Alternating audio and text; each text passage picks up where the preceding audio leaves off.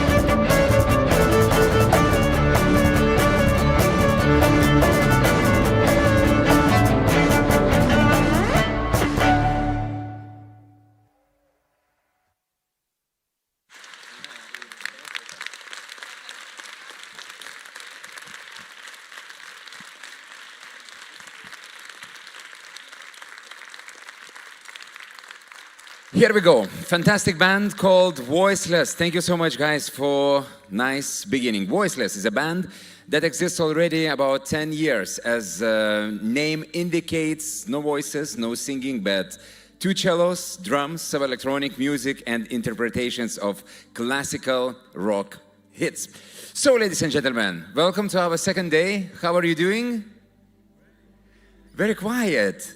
Wasn't party too good yesterday? I heard there were some dances. Yeah, who was dancing yesterday? All right. Did you have any after party? After parties are usually a little bit dangerous, you know.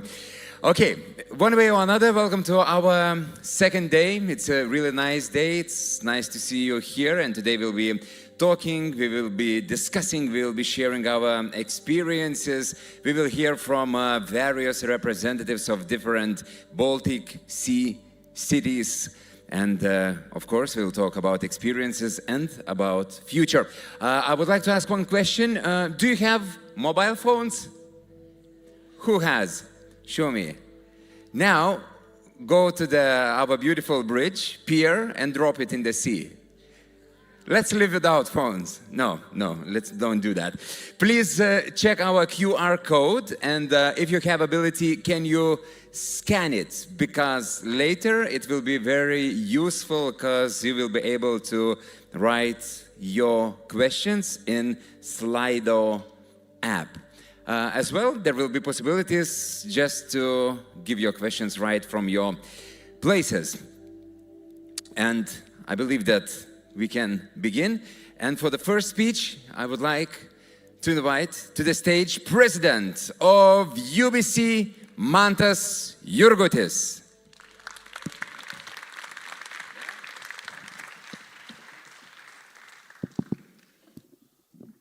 Gal šiek tiek šviesos, o? So, dear friends, member cities of the Union, and dear partners. Today I stand before you as the President of the Union of the Baltic Cities, and I feel a deep sense of responsibility to address several crucial matters that affect our region, our solidarity, and our shared vision for the future. Our Europe is changing. First and foremost, we cannot discuss the state of our region without acknowledging the ongoing war in Ukraine. This devastating war has cast a long shadow over our continent and reminds us the importance of peace and cooperation. It's our duty as representatives of cities united by a common purpose to express and support Ukraine. In May 2022, the UBC General Conference affirmed the decision of UBC Executive Board to terminate membership and positions for the Russian cities within the UBC structures. At the same time, Vilnius became the first Ukrainian city to join the UBC, leading the way for other Ukrainian cities such as Kherson, Kramatorsk, Pokrovsk, Vyshhorod, and Zaporizhzhia to follow. Yesterday, the new associated member city was approved by the board, and we welcome Khmelnytsky. We stand in solidarity with the Ukrainian people, and we call for independence and sovereignty of Ukraine and its people. Let us work together to support those Ukrainians in need and advocate for long-lasting democracy in Ukraine and, of course, European membership in the EU for Ukraine. European solidarity is the cornerstone of our union. In these uncertain times, the very idea of European solidarity is being tested. It is essential that we reinforce our commitment to this principle. We are stronger when we work together as a united front, especially in the face of challenges like climate change, economic transformation, and security concerns. As cities in the Baltic region, we share a common destiny. Let us continue to strengthen our bonds, fostering unity and cooperation that connects national borders through cities on local level, where real life happens. Cooperation between our cities is at the heart of our mission. We are a diverse group of urban centers with unique identities and challenges. However, our shared goals and aspirations provide the foundation upon which we can build a brighter future together. The Union of the Baltic Cities is more than 30 years old platform for the exchange of knowledge, ideas, and experiences. Let us use these opportunities and even grow it. Development is a driving force for our cities and the entire Baltic region. We must be proactive in ensuring that our cities are well equipped for the challenges of the future. By investing in infrastructure, technology, innovation, education, especially young people, and other initiatives, we can create the thriving cities which inspires our people, our communities, and the rest of Europe. In these challenging times, I am also here today to discuss the evolving role of the Union of the Baltic Cities and our transformation from network of friends into more influential network of advocacy.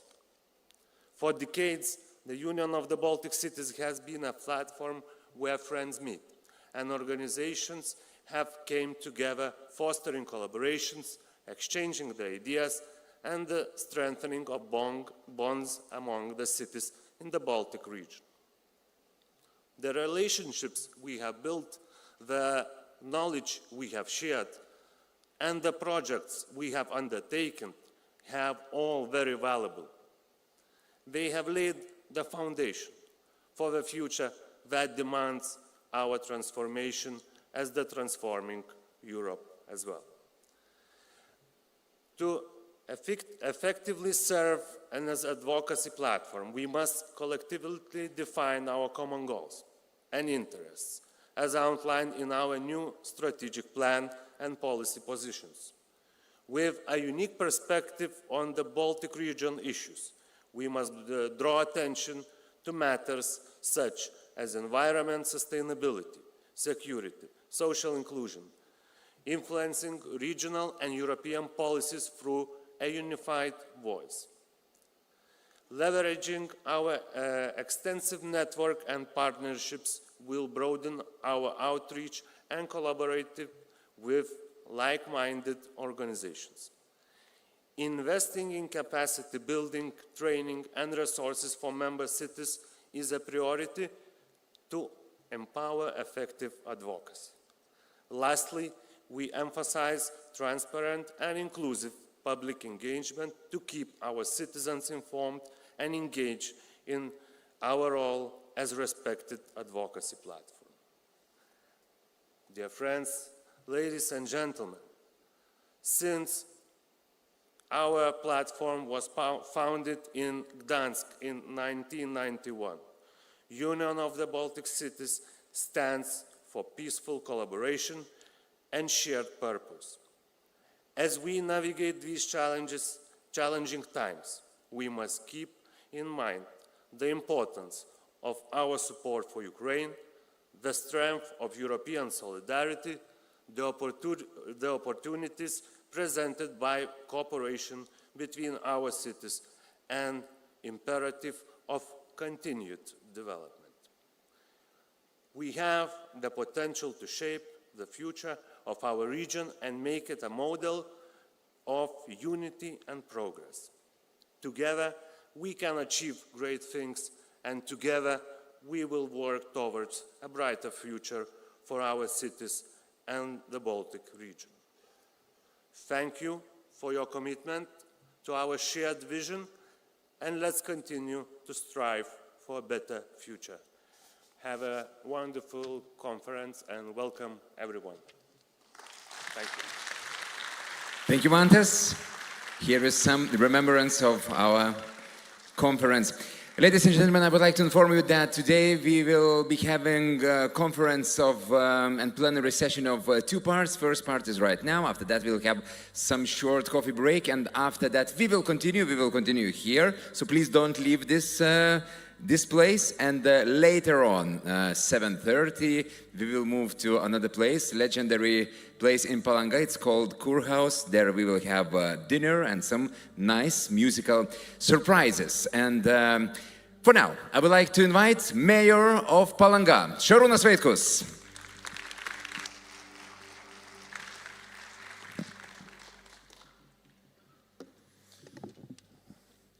Gerbiamas Lietuvos Respublikos prezidento patarėjų, gerbiamas Ukrainos ambasadorių Lietuvoje, gerbiamas prezidentė ir visi čia susirinkę ponai ir ponios.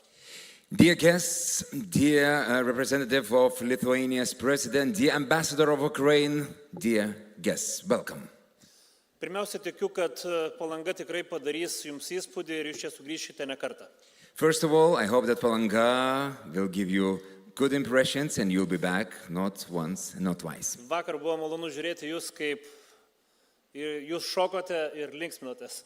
It was nice to see you yesterday dancing and being joyful. Šį vakarą pratęsim. Today, we'll continue. Iš tiesų, tikriausia labai malonu, kad šita konferencija pirmiausia vyksta didžiausiame ir gražiausiame Lietuvos kurorte prie Baltijos jūros Palangoje. It's a big privilege that this conference is happening in the biggest town next by Baltic Sea in Lithuania. Visiems nuoširdus ačiū nuo visos Palangos bendruomenės, kad būtent pasirinkote šį miestą. Sincerely thanks from all Palanga citizens to all of you. Konferencijos tema iš tikrųjų labai rimta ir reikalaujanti daug sprendimų, kadangi tai liečia visą Europą ir visą pasaulį. Topic of our conference is extremely important, serious, and it takes lots of decisions because it touches all Europe, all the world. Mūsų pagrindinis tikslas yra neužmiršti kovojančių brolių ir seserų Ukrainoje, kurie laiko frontą, nes priešas kariauja su visa Europa. Our most important goal is not to forget our brothers and sisters in Ukraine who are fighting with a huge enemy and they're fighting for all Europe. Mes nuoširdžiai turime dėkoti ir neužmiršti, padėti visokeriopą pagalbą ukrainiečiams. We sincerely got to support Ukraine, not to forget them and help as much as we can. Palanga tai daro nuo pradžios karo, nes mūsų miestas partneris yra būtent 8 metai labiausiai nukentėjęs iš pirmųjų miestų, tai Bučos miestas. Palanga is doing that and helping Ukraine since the beginning of war. And our partner, maybe you know that or not, is for 8 years is already a town which was devastated very strongly. We all remember images of that town, and the town is Bucha. Nuo pirmos karo dienos Palangos bendruomenė taip susitelkusi, kad iki šiol vyksta didžiulė pagalba Bučai, humanitarinė pagalba, kuri buvo reikalinga žmonėms ir šiemet visai nesenai prieš visą vasarą čia ilsėjosi apie 120 vaikų, kurie karo metu neteko vieno ar dviejų tėvų arba tėvai iškeliavę į frontą.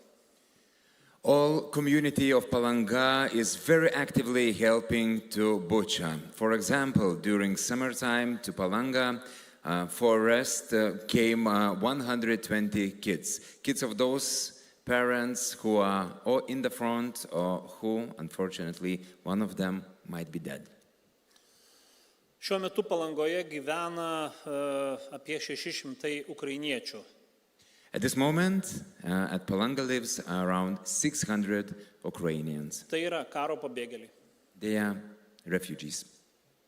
Ir taip pat Palanga suteikia visokeriopą pagalbą čia gyvenantiems žmonėms ir jiem padeda. Palanga is helping actively and as much as they can.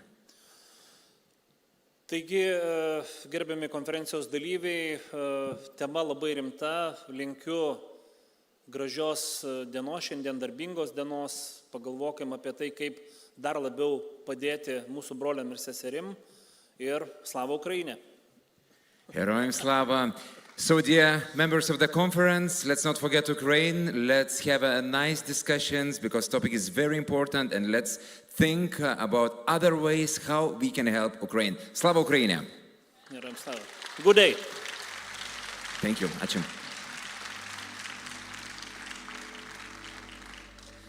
And now, I would like to invite advisor to the President of the Republic of Lithuania, Paulius Baltokas.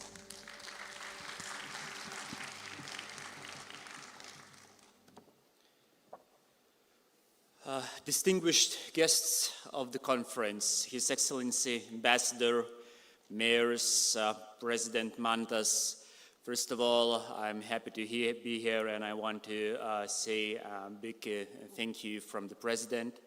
Unfortunately, he cannot be here because of overlapping agendas, but the theme of this conference is of most importance.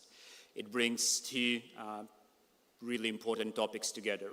First of all, the self-governance of the municipalities and how it can implement or help in a national or international geopolitical way. In this particular case, one of the biggest issues in our today's world, the war in Ukraine. On behalf of the President, I would like to read his greeting words for the members of this conference. Dear participants of the General Conference of the Union of the Baltic Cities, I am glad to welcome you to Lithuania and the city of Palanga. My hope is that today's event, having brought together representatives of the Baltic cities, will contribute to the stronger, more active self-government across our region. Local governance and regional policy are high on my list priorities. Together with my team, I am working constantly towards more autonomy and accountability for all Lithuanian municipalities. Self-governance is important because it allows us to solve complex issues with the utmost precision. Municipalities maintain a closer connection to the people living in a specific area. They also get valuable feedback.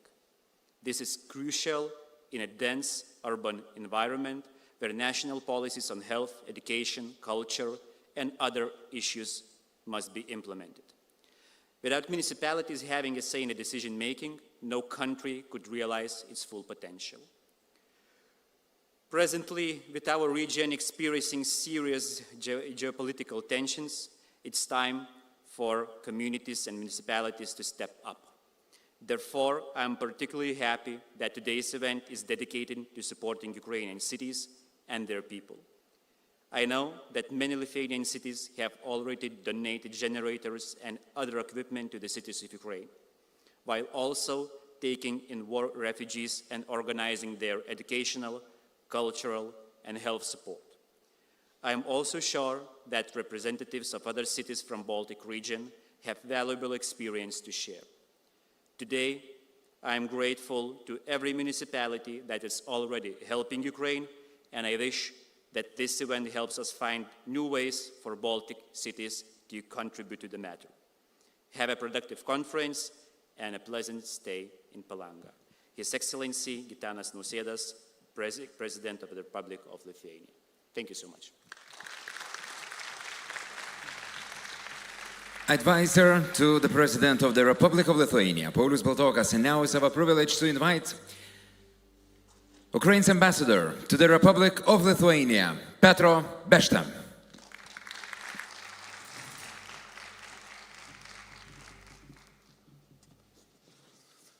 Distinguished participants, dear friends, I'm very happy to be here in Palanga in a very comfortable and modern town, Baltic town, fast developing. I'm delighted to be invited to participate in this big conference. I discovered for myself the Union of Baltic Cities as a modern platform network of cities.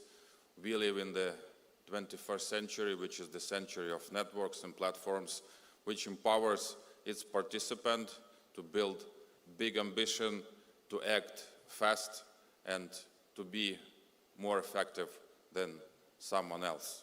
And I wish you all success and all your endeavors in your cities and in the activities of the Union.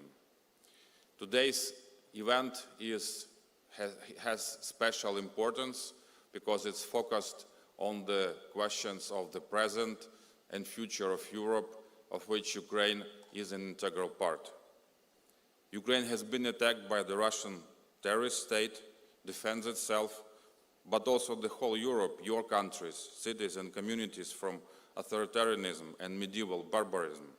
Representatives of Ukrainian cities who are participating in this event today will tell you what war is like, what unbelievable for 21st century suffering brings Putin regime and his military machine. Thank you for your assistance to Ukraine, your desire to hear Ukrainians and to bring new impetus to support of Ukraine on the way to victory, our common victory of human dignity and values over destruction and humiliation. All of us, including residents of the cities you represent, want to live in peace, do not want to hide in bunkers from rockets, as Ukrainians do every day, but to work peacefully, to take children to kindergarten without a rescue suitcase, and when asked to tell them about war, it's the story from the past. Freedom must be protected every day, both in times of war and peace. It is the business not only of the governments, but of every citizen and of every community. Unfortunately, there are always those who want to take away our freedom and to impose their will by force, to undermine legal order and to bring chaos. This is the essence of Russian imperialism, which has not changed for centuries. Fate of freedom and the future of Europe is being decided today in Ukraine.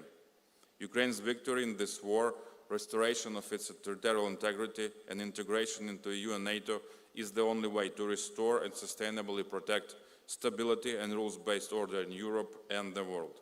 Ukraine's victory on the battlefield must be a strategic goal for all of Europeans and global democratic community. All of us in Ukraine, military and civilians, are working hard for victory, including building a powerful defense industries in Ukraine in close cooperation with our partners from all over the world. While taking every step to defeat the enemy, we think about future just and lasting peace.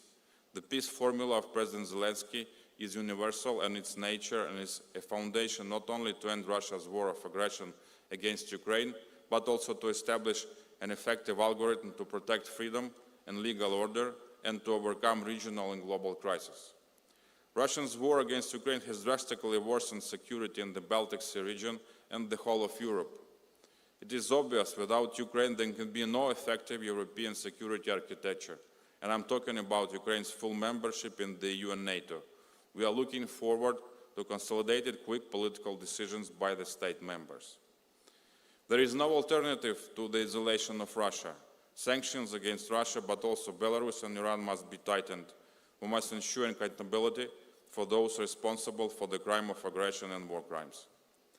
We are grateful for action taken collectively and individually by every state and every community in support of Ukraine.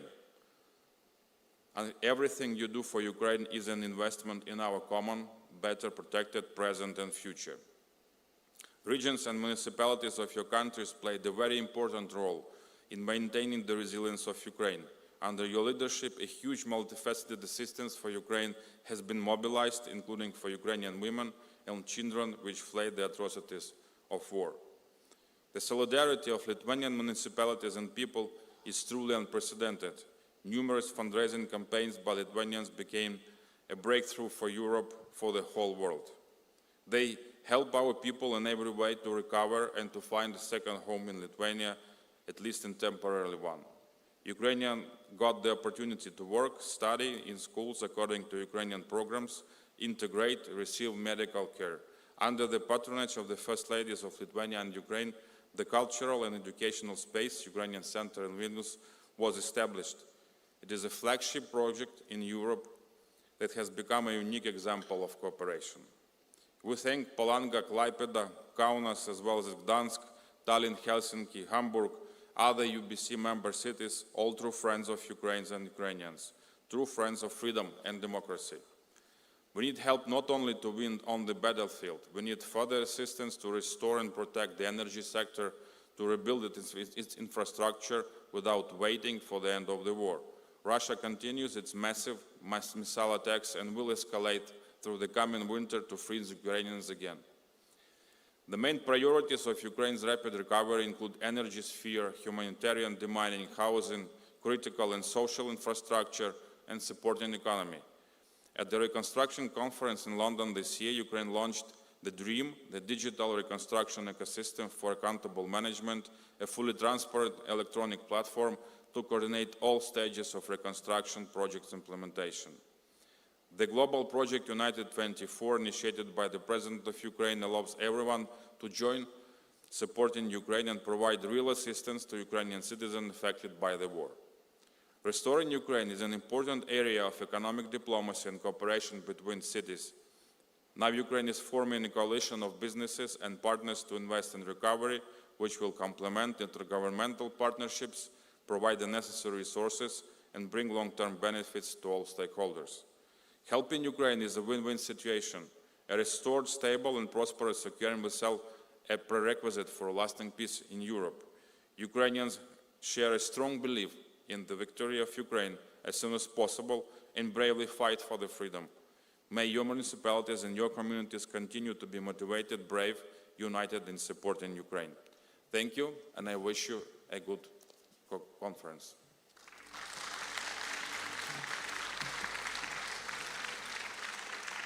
Thank you, dear Ambassador, and definitely from deepness of our hearts, we wish peace to come to Ukraine as soon as possible. And now, let's hear of Ukrainian youth. Representative of Ukrainian youth, Luana Stetsenko.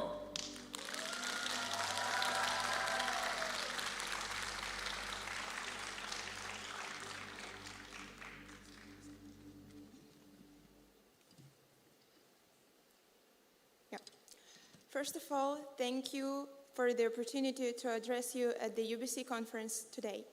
I'm deeply honored to be here today and to speak about the topic that is not only close to my heart, but also holds immense significance on the international stage.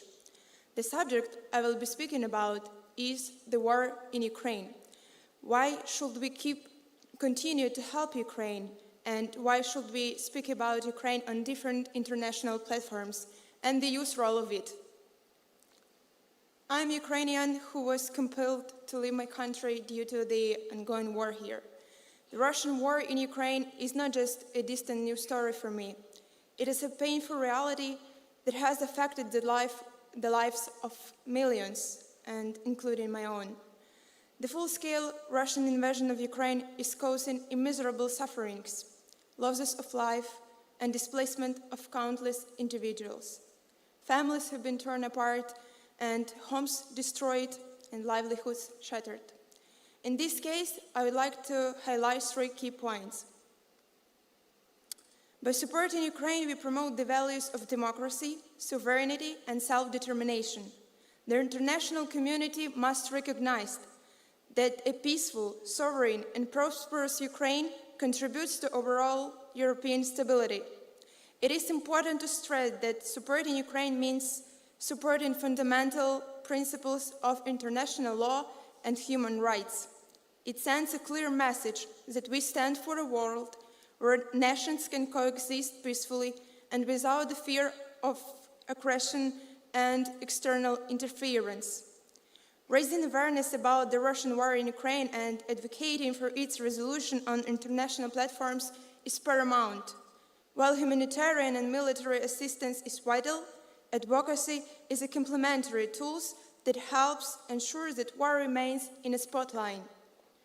Now on the screen, you can see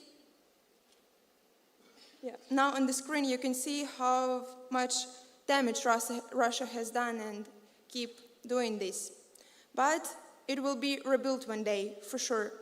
And that's why it is time to talk about the role of youth in this context. Well, many people used to believe that youth are the future, but in fact, we are the present. We came to this conclusion during discussions with a group of young people who are currently attending this conference. We live in democratic Europe. Democracy is when everyone has the right to have a voice and the right to be heard. Therefore, speaking about the role of youth in state building, in urban planning and rebuilding, there is no magic way how to involve youth in these processes. The solution is simple. Give young people a stage and give young people the opportunity to be heard now, not in the distant future. The UBC conference is a great example of this, an example of how young people can be involved in discussing of really serious issues. Because right now, Ukrainian youth, along with young people from other European countries, have the possibility to present their visions of reliable, modern, and most importantly, safe city, and thus the country. For me personally, this is a great experience and this is a great opportunity to learn something new that will help me to participate directly in the reconstruction and the rebuilding of my country. So the war in Ukraine, it is a global challenge that demands a sustained, compassionate, and resolute response. By doing our part to help Ukraine and speaking out of its behalf, we contribute to the cause of peace, justice, and the protection of human rights. I have a hope that we win together, and we rebuild Ukraine together for the better sake of all the democratic world.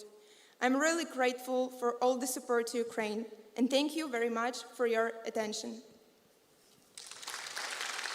Lana, thank you. Please don't run away. Дякую to you. Дякую. I want to ask, no, just keep it for a minute, but don't run away, don't stay with us. Guys, I asked you to check that QR code. Did you do that? Because it's an opportunity to write your questions. And I think we need a little bit better questions because look what we have so far. I can read a little bit. First of all, my name is Table. Who wrote that? I want to meet a person whose name is Table. How do you do? Okay, that's always a good question, yeah? Hello from Denmark. Nice. Hello from Lithuania. Where after party? Very important question. And then what is wrong? Many wrong things in the world, so let's not start. But if you have questions to Lana, please write, or maybe you can just raise your hand and maybe we will hear from you. So if you have a question for Lana, please raise your hand. Lana, tell me a little bit about yourself. How do you remember that very, very sad day of 24th of February? Well, it's really hard to talk about it, but I will never forget this day. My mother woke up me and said that the war is right now, and I can't describe what I felt in that time, but I was hoping that it will end really soon. But as you can see, it still is going, and actually, it's a really hard question for me, and I don't think that I'm ready to speak in public. If it's okay, of course. But I don't want to share this with everyone because it's really hurtful for me. Definitely. Best of luck. Stay strong. And your country, stay all of you strong because it's extremely, extremely difficult. Okay. Thank you. It's very hard topic, so yeah, no worries. Thank you. Thank you.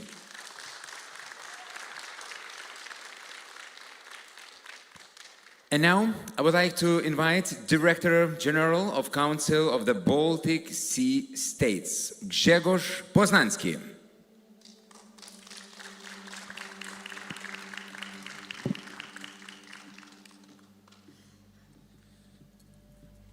Thank you very much. Good afternoon, everyone.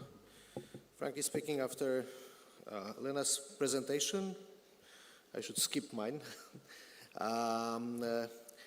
But nevertheless, let me start from thanking for inviting me to this conference and to Palanga. And I would like to assure the mayor of Palanga that there is really no need to ask to come back. I'm coming back to Palanga already since many, many years, many times. First when I served here in Lithuania in the Polish embassy, and now when as a Director General of the CBSS. I was here last year. I was here 3 weeks ago for our Baltic conference organized by Commissioner Sinkiewicz. So it's always a pleasure to come back to Palanga. And Palanga is really a place of many interesting conferences, but really fantastic place also for not only summer holidays, for those who love Baltic Sea, of course. So thank you very much, and congratulations to the UBC for this conference. It's already more than 30 years that UBC is a platform for collaboration of the cities from around the Baltic Sea. And cities were always coming first. UBC was the first pan-Baltic organization, and then later on the others will follow the suit, including my organization, CBSS. And it's quite symptomatic that one of the initiators of the UBC, the late president of Gdańsk, Jacek Starościak, was a brain behind the establishing of this organization. Later on was the first Director General of the CBSS. So the cities were always first, as I say, in the Baltic Sea region collaboration. That also shows that we have really very well functioning multi-level governance structure, as we call it. We have governments, we have regions, we have cities, we have fantastic civil society, and it really proved last year on the 24th of February, where immediately all our region responded to the Russian aggression, and the region jumped out in helping and assisting Ukraine. We could see the ordinary citizens rushing to the Polish-Ukrainian border with the assistance. We could see it all over the region. I saw, when taking ferries across the Baltic, I saw the humanitarian convoys from Sweden and Norway heading to Poland and then to Ukraine, and very often organized by ordinary citizens or by the NGOs. And later on, I saw, I was coming back to Sweden with the ferries really filled with Ukrainian refugees heading to Sweden or Norway. So I'm really proud being part of the Baltic Sea region, because this region collectively did really a lot to help and assist Ukraine. In those initial days, in the aftermath, if the months after, but most importantly, today, it's doing this region collectively is doing a lot to help Ukraine to bring up to the European standards, to make the future Ukraine-EU accession a smoother one, a smoother process, easier process for Ukraine. And this is what we all do collectively. Governments, European Commission, of course, coordinating a lot of assistance, including rebuilding, including the pre-accession work that needs to be done. But governments are doing a lot. We could hear from the cities what cities are doing, but also academia, also universities, many NGOs, and we have many private initiatives. We have very thriving civil society here in the region, and very often these are literally private initiatives to help assist Ukraine today. What I would really call for is probably to have an even better coordination.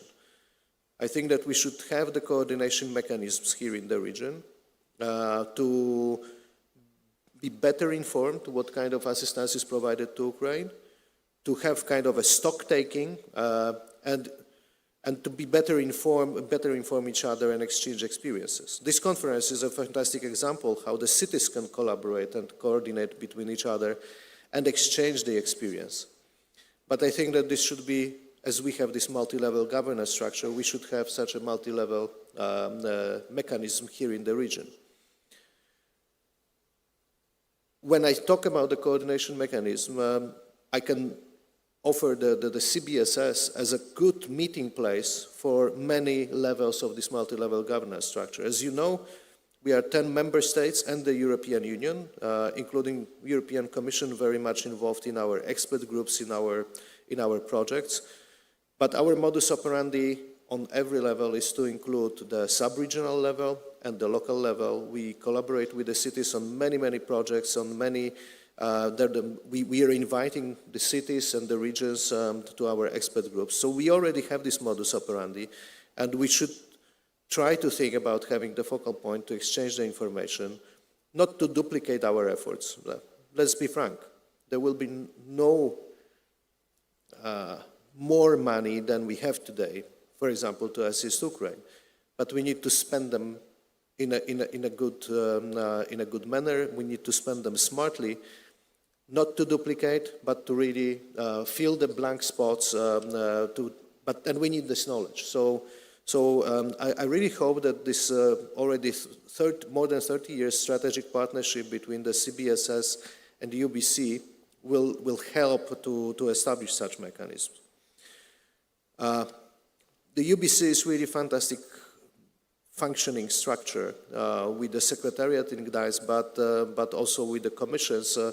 And we really seek the partnership on many of different projects, but also those general endeavors. Ukraine cooperation is one of the examples, but we have many different projects. And I think that at this morning session, we had a possibility to introduce to you the Baltic Sea Culturals Project, how to use culture in order to strengthen the resilience on the local level, which is very much a good example of cooperation of the CBSS with many actors, including UBC and including the local authorities here around the Baltic Sea region. I really hope that our strategic partnership with UBC will further develop, will further strengthen, so we'll be able to develop further projects for the prosperity, safety of the Baltic Sea region, further strengthening its unique regional identity, but also to do the things like assisting Ukraine together in a better coordinated manner. So I would like to wish you have a good conference. I would like to thank you for your attention. Ačiū labai. Ačiū labai, dziękuję bardzo. Grzegorz, thank you so much. Thank you for your wise words, wise advices, and let your words have been heard, and maybe this help really will be better organized and combined. Thank you so much. Have a nice day and have a nice conference. And now, few video messages in a row. First of all, let's hear from European Commissioner, Environment, Oceans and Fisheries Department, Virginijus Sinkevičius. Ladies and gentlemen, Ukraine needs hope. In this time of war, it must look forward to a brighter future, a future of peace relying on durable prosperity, resource autonomy and high quality of life. That future depends on the end of the war and on a recovery where we build back better.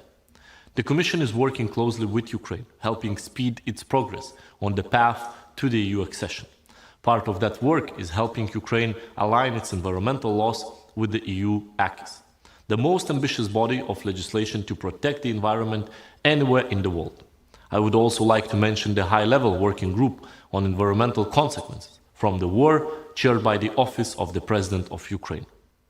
This group gathers environmental leaders to support Ukraine with strategies to assess the environmental damage caused by the war and plan for a green recovery. Cooperation relays on financial support. Once adopted, the EU-Ukraine facility will support Ukraine with 50 billion euros over the next 4 years. To access this support, Ukraine is working hard on a plan for reconstruction to ensure that environmental sustainability is at the center of the future investments. But support is also needed at the technical level.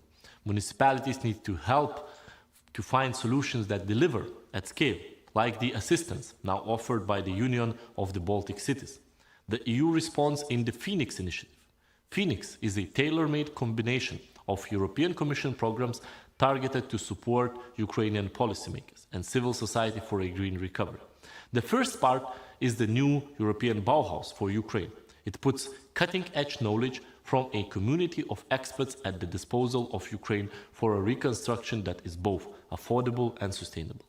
A further component of Phoenix is a call for research proposals dedicated to Ukraine under the Horizon Europe mission for climate neutral and smart cities. This call pairs Ukrainian cities with innovative European partners with a view to raising sustainability standards in the reconstruction effort. The selection process is now underway, and we look forward to announcing the winners. The third part of Phoenix is funding opportunities under LIFE, the EU funding program for environment.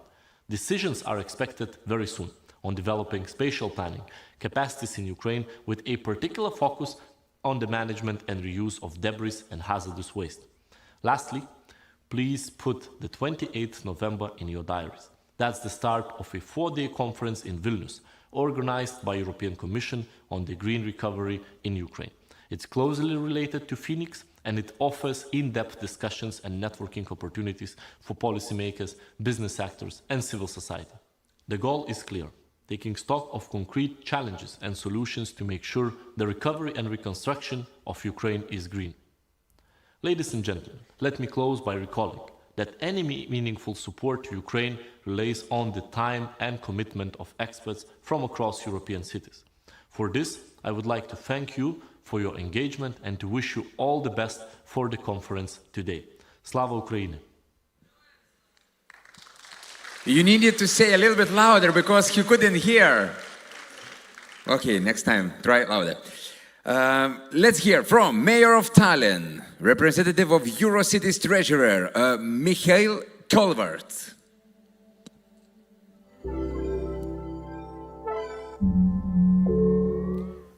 Dear colleagues, ladies and gentlemen,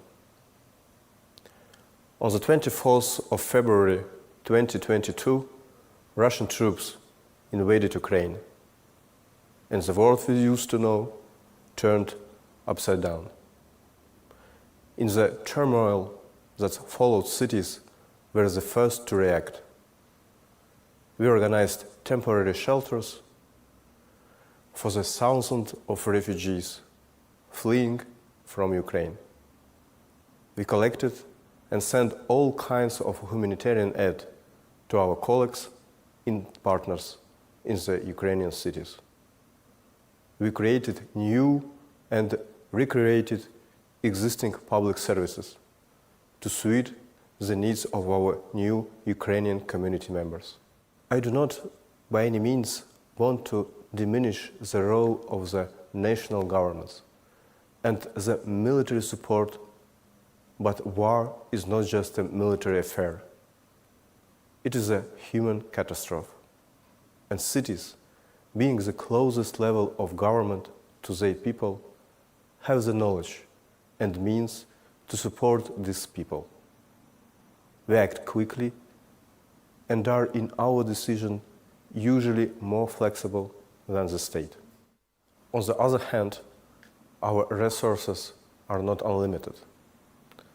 And I'm not talking only about city budgets, but also our staff and expertise. There are so many different challenges that city must solve every day, from mending potholes to fighting climate change, and the last year, this pandemic, economic and energy crisis, have made us already very vulnerable. Combining forces with each other is the only way we can continue to successfully support the cities in Ukraine while dealing with the everyday problems at home. The coordinating role of urban networks like UBC or Eurocities is vital in this process. Eurocities connects more than 200 major European cities, and from the very beginning of the war, we have been on the forefront both with emergency support and building capacity to assist Ukrainian cities in their sustainable development. But it's not only the emergency support actions, like, for example, the Generators of Hope initiative that Eurocities launched with the European Parliament, that delivered more than 300 generators to the Ukrainian cities. Nor is it just the capacity building projects like our long-term peer-to-peer learning program that matched experts from 36 European and 11 Ukrainian cities who work together on topics like sustainable mobility, integrated urban planning, and clean energy. It's also the role of networks like Eurocities and UBC to constantly keep reminding the European and global institutions that the war is not over, and we must avoid at any cost the war fatigue. The voice of one city may not be heard, but the voice of 200 cities cannot be ignored. Slava Ukraini!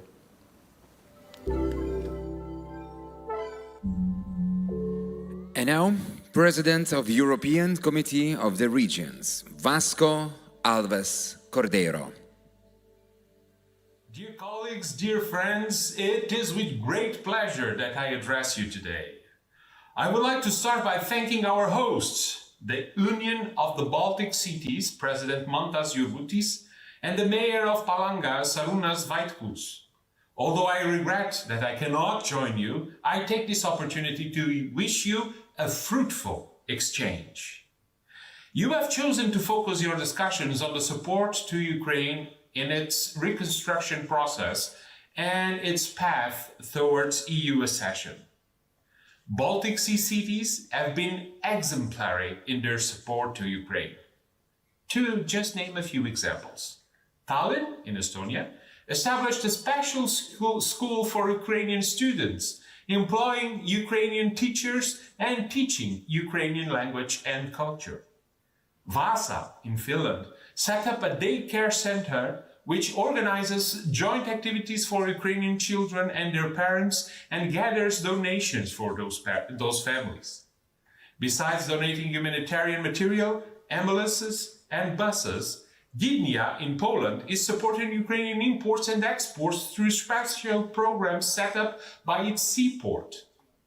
I commend you all for this and other very worthy initiatives showing solidarity in action. The COR shares your efforts and stands firmly with Ukraine. After the start of Russia's war of aggression, the COR launched the European Alliance of Cities and Regions for the Reconstruction of Ukraine to advocate for a strong involvement of EU and Ukrainian local and regional authorities in the reconstruction process. I invite all your cities to join the alliance. We have taken a number of very concrete actions of support to Ukrainian cities and regions. We have opened offices in the European Committee of the Regions premises for Ukrainian cities and regions, starting with the city of Lviv. We have organized the second edition of the summer camps for Ukrainian Children Initiative, where European cities provide Ukrainian children with recreational holidays, a safe space to temporarily distract themselves from the ongoing violence. Some of your cities are among those organizing summer camps, as is the case, for example, of Palanga. I would like to warmly thank you for this. Once again, it is clear that EU cities and regions are at the forefront of supporting their Ukrainian partners. We must continue steady in our efforts to stand by Ukraine, its people, and its regional and local authorities. I wish you all a very successful event. Thank you. Thank you so much. So, ladies and gentlemen, now we will have a break, which will be very short, only 10 minutes. We hope to see you in 10 minutes, so just get quickly your espressos and please come back here. And we will continue with our plenary session. We will have more speeches, we will have some discussions, and your questions will be more than welcome. So I hope to see you all back here in 10 minutes.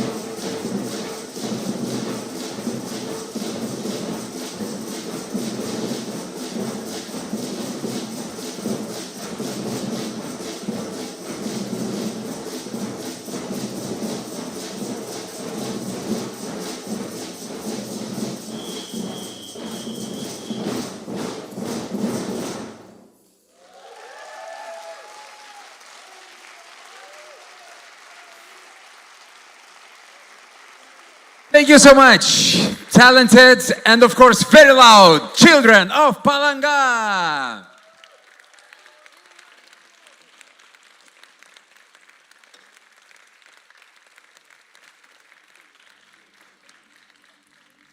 Wonderful band. They always rehearsing 6 a.m.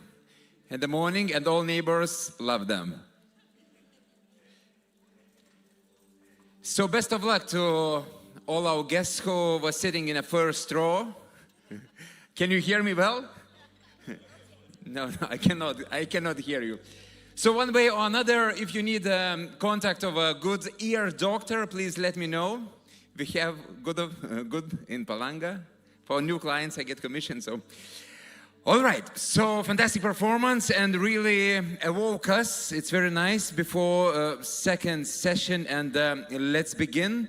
In this session, we will have more speeches and we will have more discussion. So your questions are more than welcome. Again, QR code for those who want to write questions at the platform Slido. But of course, you can just say your questions out loud, or we will bring microphone from anywhere you are sitting. We will start discussion soon, but first of all, let's hear from Mayor of the city of Bucha, Anatoly Fedoruk. Доброго дня, дорогі друзі, шановні колеги. Я Анатолій Федорук, Бучанський міський голова. Перш за все, хочу подякувати вам за запрошення, за таку ініціативу провести Балтійський форум щодо підтримки українських міст, українських муніципалітетів. Для нас це дійсно сьогодні, як ніколи, важливо відчувати цю підтримку і солідарність.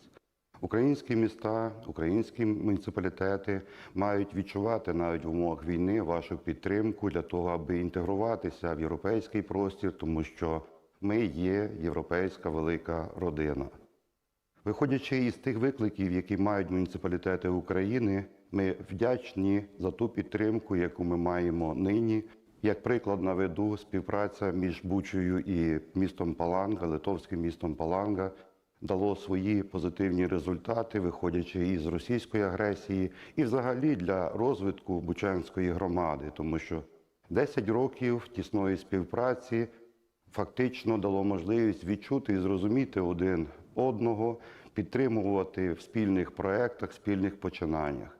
Особливо, маючи виклики щодо військової агресії, я вдячний муніципалітету Паланги, іншим містам Литви і нашої з вами спільноти за підтримку, за приют фактично наших громадян. Вони щиро висловлюють вам вдячність і сподіваємося, що в майбутньому ті рішення і напрацювання, які будуть сьогодні ухвалені на конференції, дадуть старт для співпраці міжмуніципального співробітництва і дадуть можливість нам в майбутньому реалізовувати спільні проекти. Спільні не лише в інтересах українських муніципалітетів, а й в інтересах ваших міст, ваших громад. Тож лише разом ми можемо перемогти в цій війні, вистояти і здобути перемогу, і ця перемога буде наша з вами спільна. Тож разом до перемоги, я вдячний вам, разом з вами, на превеликий жаль, в силу об'єктивних причин не маю можливість відвідати ваш форум, але знайте і вірте, що українські міста – це є частинка Європи, це є наші з вами фактично брати і сестри. Дякую to the mayor of Bucha.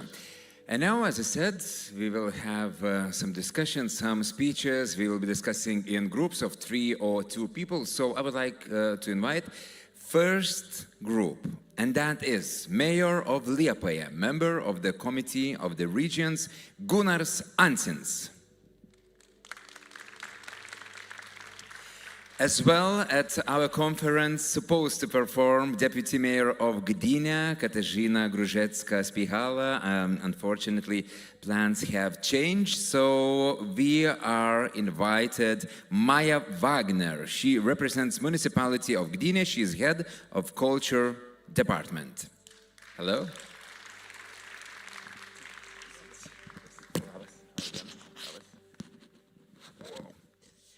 And then, Mayor of Gotland, Mate Follen.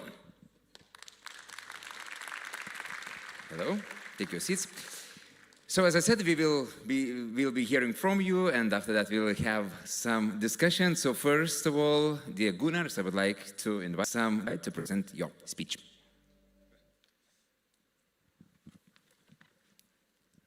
Hello, everyone.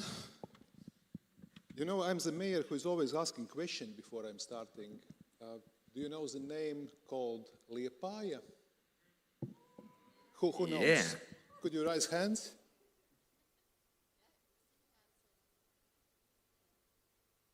Not so many, not so many. But I'm happy that someone in auditorium knows the name Liepāja. Liepāja is a city, I would like to say small-scale city. Just some facts about the city of Liepāja. It's the third biggest city in Latvia. Just to understand location itself, it's close by Palanga. By the fact, 100 years ago, Palanga was part of Latvia. Maybe you know this. But at the same time, with a small city, we are willing also to discover new international fields. For example, in next year in Liepāja, we will organize World Rally Championship.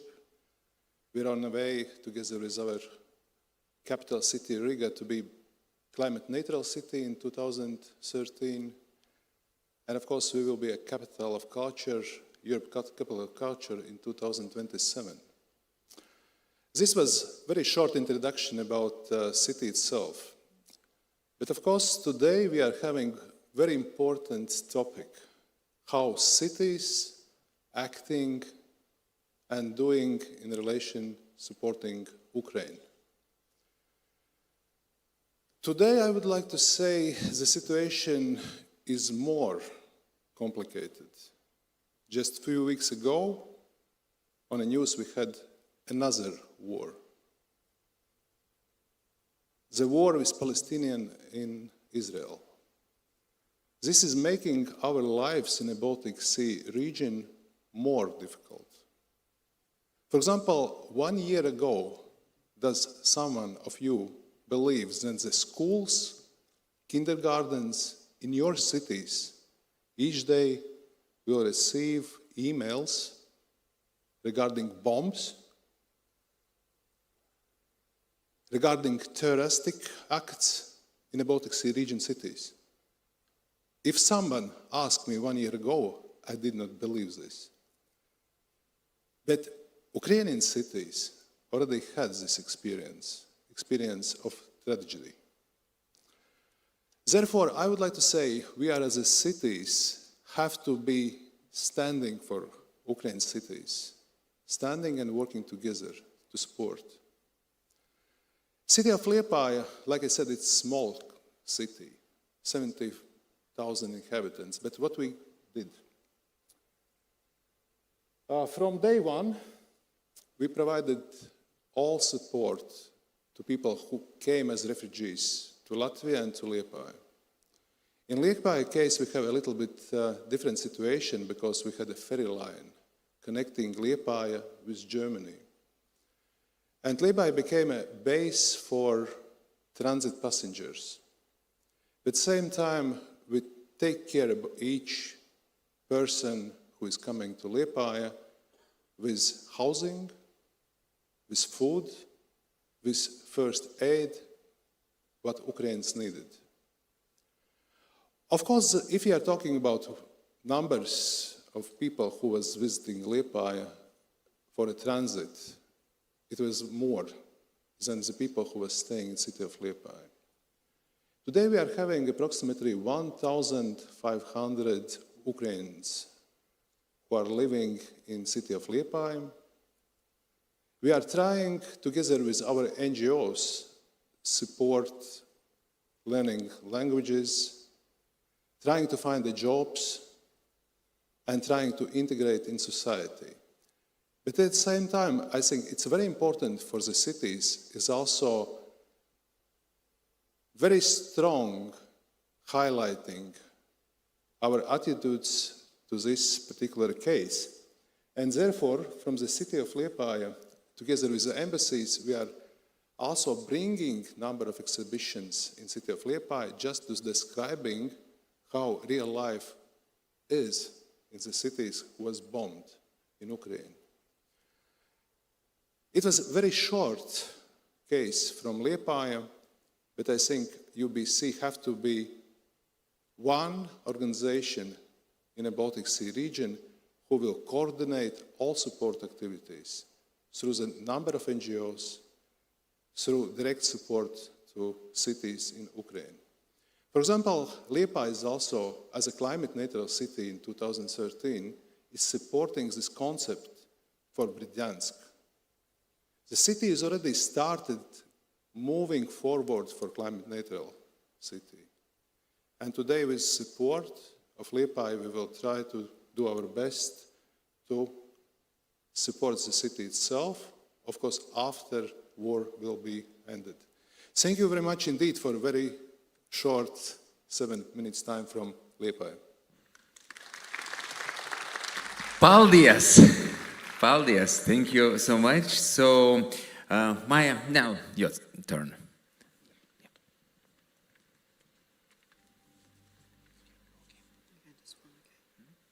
Good morning, ladies and gentlemen. My heart beats so fast, I think it's still due to the fantastic drums that we presented, and not, I hope, not to the fact that I'm a bit nervous doing that presentation on behalf of the Deputy Mayor of Gdynia that unfortunately couldn't arrive today. But I will do my best and would like to present you all the necessary things that took place in Gdynia and are still being done for the Ukrainians to support Ukrainian people. I've got the huge privilege to be here, and I'm extremely proud to be able to tell you a few words and actions that we do in our city. Gdynia has recently been awarded the title of the child-friendly city. This is the initiative of the UNICEF's LETS project that supports municipal governments in realizing the rights of children at the local level using the UN Convention on the Rights of the Child as its foundation. What is a child-friendly city? Broadly speaking, it is a city where children are protected from exploitation, violence, and abuse, have a good start in life, and grow up healthy and cared for. Therefore, all the actions that we took as the city of Gdynia was also to support Ukrainian children to have the feeling of being equally taken care of in our city. UNICEF decided to support Gdynia's efforts in helping Ukrainians in July 2022 by donating over 7 million euros to the projects that we do in our city aimed at children and families as such. The program entitled Spilno, which means together, was released in our city. This program covers almost 100 projects that are being done in our city. Projects ranging from culture, education, to the also psychological support. But as you can see, those are different projects, and I would not have enough time here to talk about every singular one. However, some of them that I would like to present to you are like violence prevention, which is also, as I said at the very beginning, one of the aims of the UN Convention on the Rights of the Children, that each child would be equally prevented from the violence, domestic violence, or city violence as such. We had thought about taking care of, as you see in the plan, 20 families. Results are less, 19. But when it comes to the persons, the results are higher. Still, we are working on that, and you can see that working on the violence prevention in Gdynia is one of our main aims. Also, social benefits. The huge range of the support when it comes to the financial support we do take care in our city.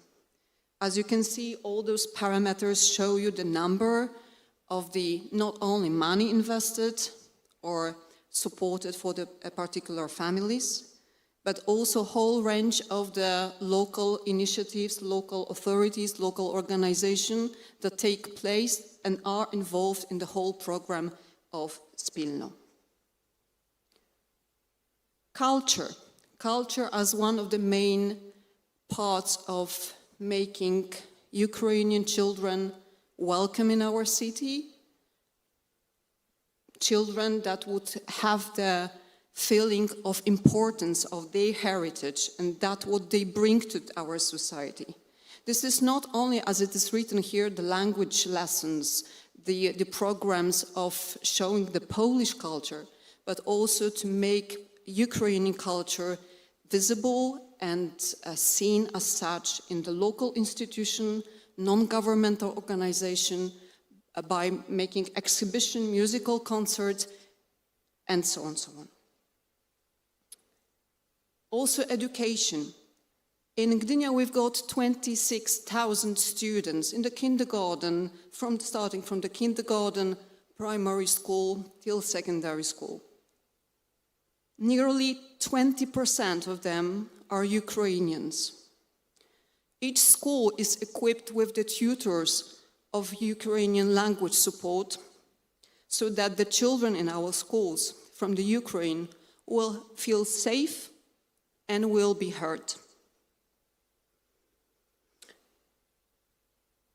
Other activities that you can see that we do are assisted living, information support, social work with dysfunctional families, and foster care. You may wonder, who is that person in the picture over there? And I was wondering also in the meaning, I know who is that person, but why was it implemented in the presentation today? It is Antoni Suchanek, one of the most popular Polish painters, experienced in marine themes. He beloved the Baltic. He painted almost 200 or even more paintings of our sea. But was that the reason why he's involved in the presentation? To show the common thing, our love for the Baltic. Or maybe it is because he experienced the trauma and loss during the Second World War, where almost all of his family was shot down by German Nazis. Or maybe because of his heroic ideas concerning protecting the most valuable painting of the Polish people, Polish nation, Battle of Grunwald, Żelginis, which was 4 meters high, 10 meters long. And it was a symbol of a national heritage, pride, and identity. Nonetheless, due to the inheritance and testimony of the Suchanek, I feel obliged, me personally as Maya, the person that's responsible for the culture in my city, to say that we will survive as the people, as the society, and as the humanity only if we act together. Spilno. Slava Ukrainie.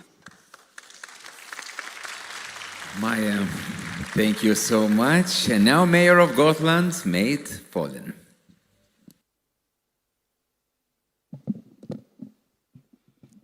For the little person, lower this one. Yeah. There is Gotland. You can see the island in the middle of the Baltic Sea.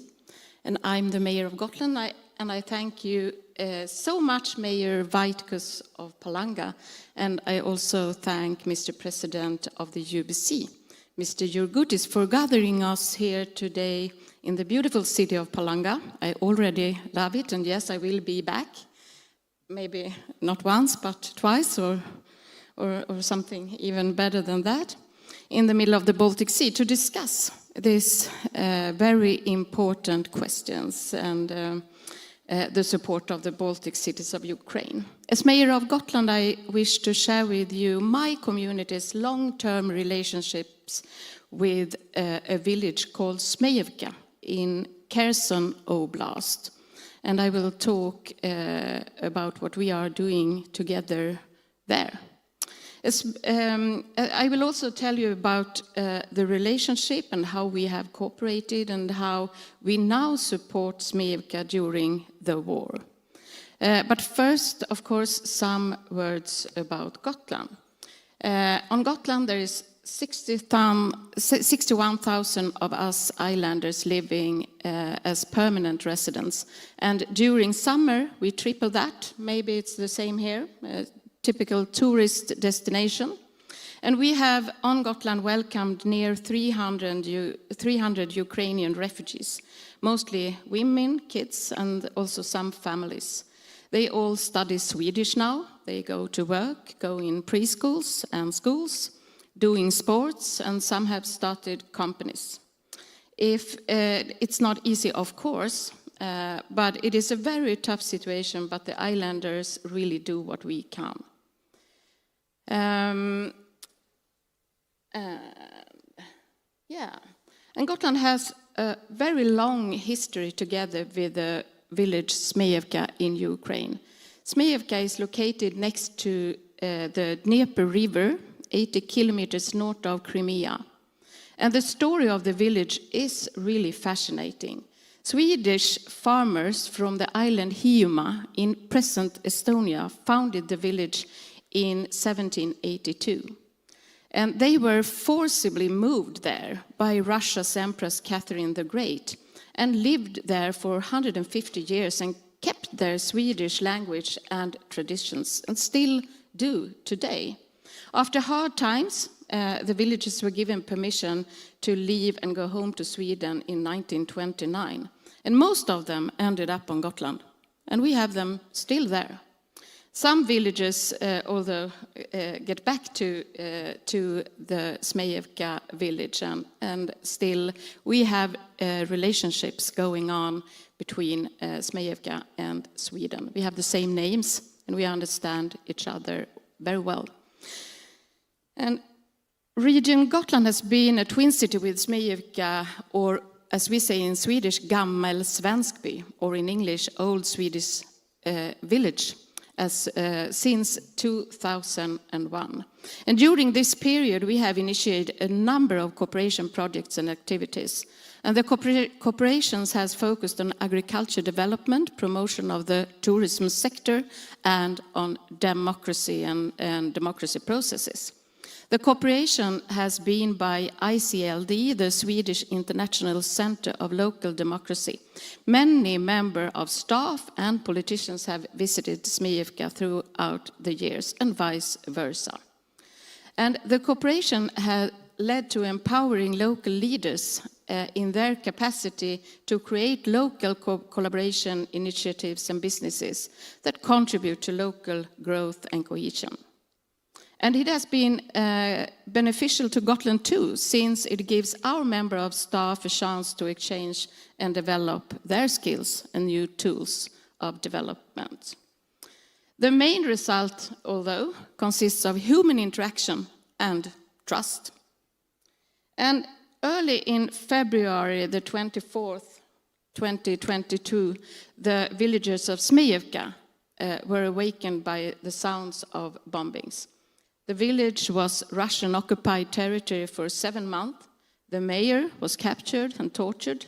The village was liberated by Ukrainian army in November and has been in the front zone ever since.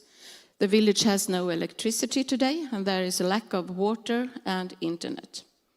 The village is constantly terror bombed. as the Russian army is located on the other side there of the river, as you saw. And several civilian villagers have been killed. And in April this year, the village school was destroyed, as the right-hand side of the picture shows. And just 2 weeks ago, the cultural center in the central village was completely destroyed. And that's the picture to the left. Every week, of course, several houses are destroyed and people are injured. Many villagers have had to leave, and today it's about 200 of them still in Zmejevka. So how to operate aid given the situation is something we have been thinking a lot of on Gotland and together with the people living there.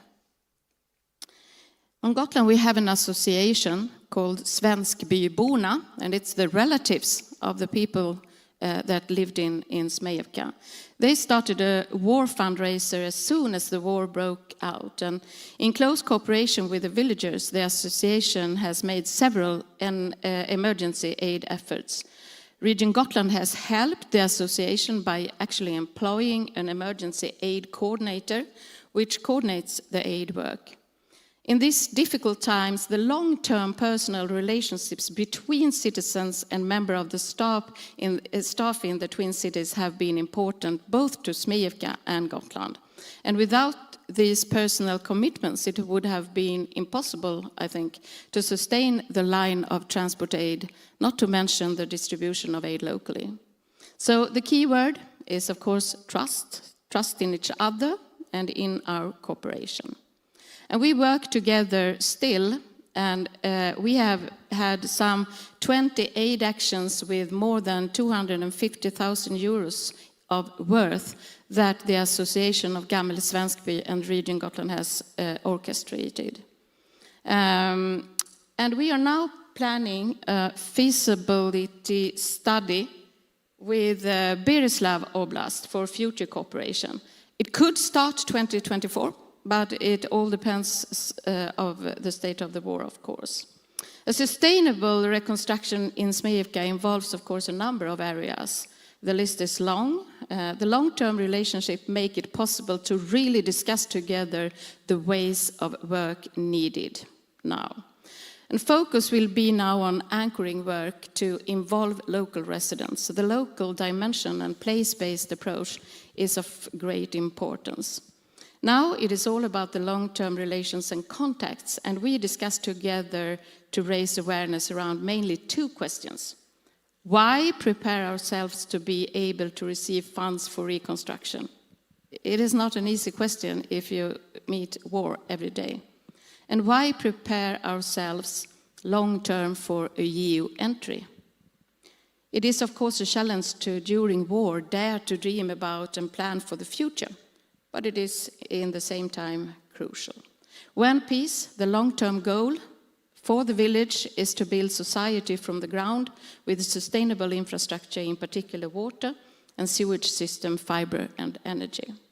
And we have so far looked into some areas that we could bring us together with Zmejevka that could make sense in the upbuilding of the village.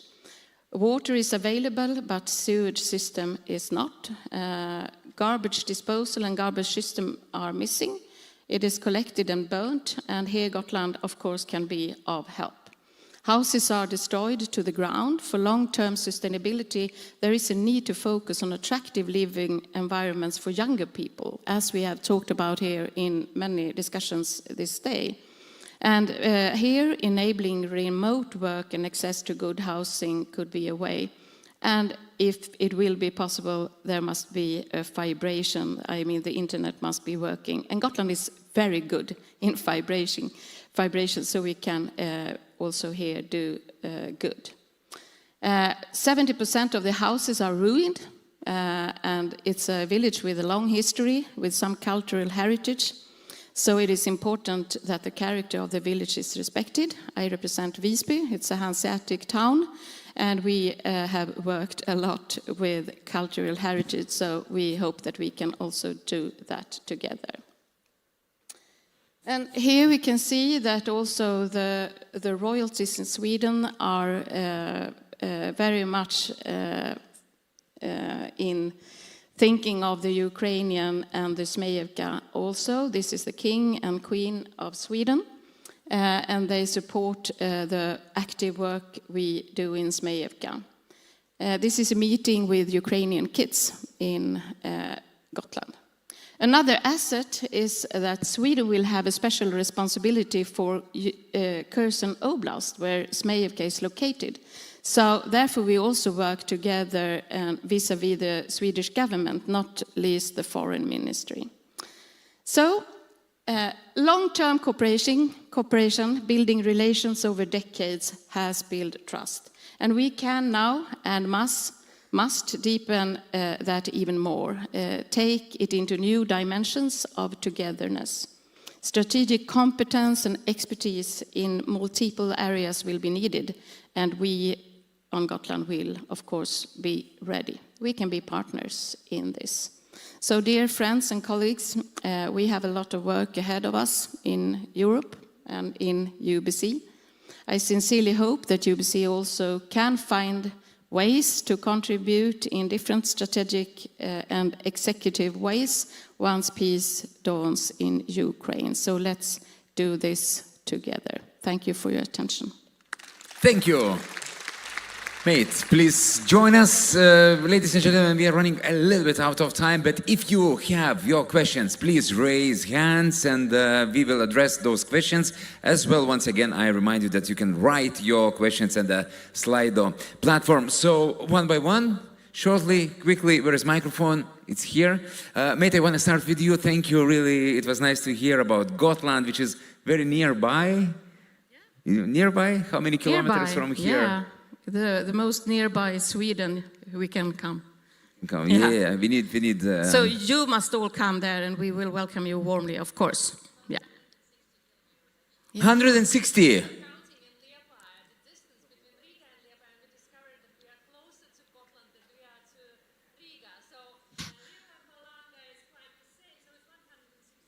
I mean, we should be together always. Doable. Okay, mate, just a quick question. Sweden, and there are talks about NATO. You know, Sweden in NATO, not in NATO. In NATO, not in NATO. So how it changes general feeling of Swedish people? Like, what are your thoughts about NATO now? And I don't know, will you feel more relaxed once Turkey will sort these things out? I mean, the whole war situation, as close to us as it is, even if it's, of course, worse always for the Ukrainians, has changed the NATO question in Sweden total. I mean, we have always been independent and we have relied on independenceness. But with the war so close to us, the Swedish, I think maybe not all, but mostly people now think that NATO is a good idea. And in Gotland, of course, as the east flank of Gotland and NATO, in that sense, we see a lot of change also on Gotland. As an island, islands also always have a special vulnerability when it comes to like energy, harbors and communications and stuff like that. So. If I'm counting right now, we do have 31 members of NATO, so I believe that 33 would be that fabulous number, because Sweden and Ukraine, let's hope it's soon to become NATO members. So very quickly, questions from Slido. Gunnars, to you, given our limited financial resources, what strategies can we employ to address the issue of supporting Ukraine effectively?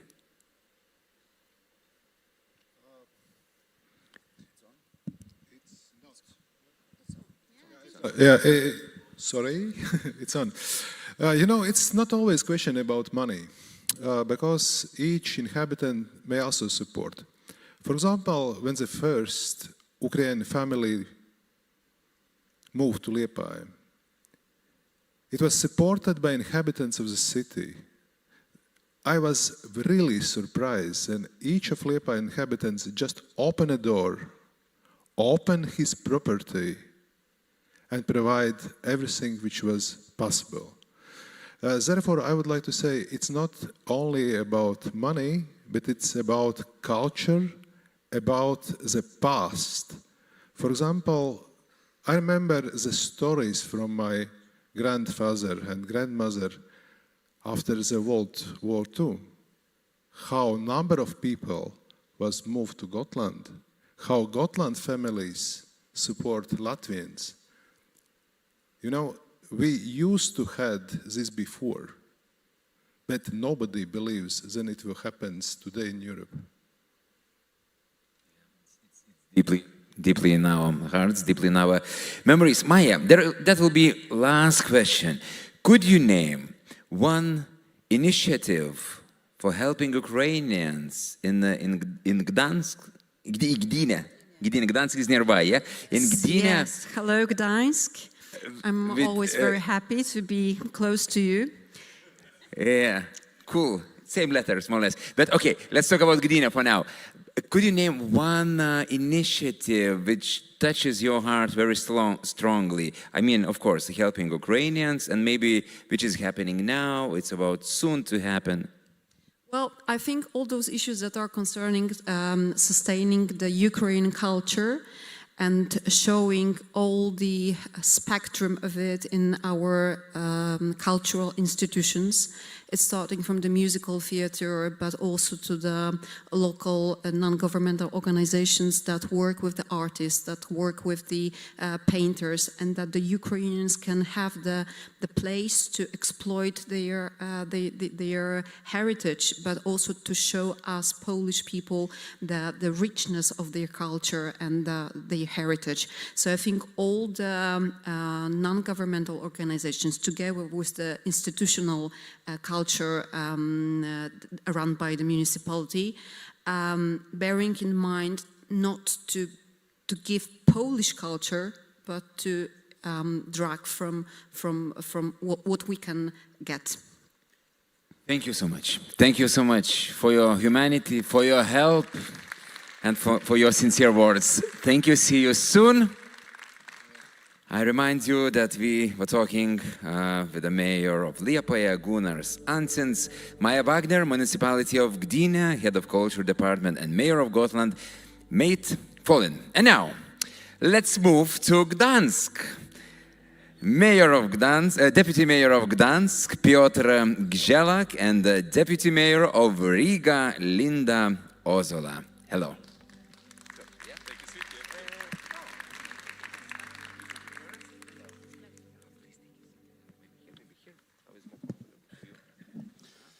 Firstly, I'd like to make an announcement that we love each other with Gdynia, so it is not a huge problem.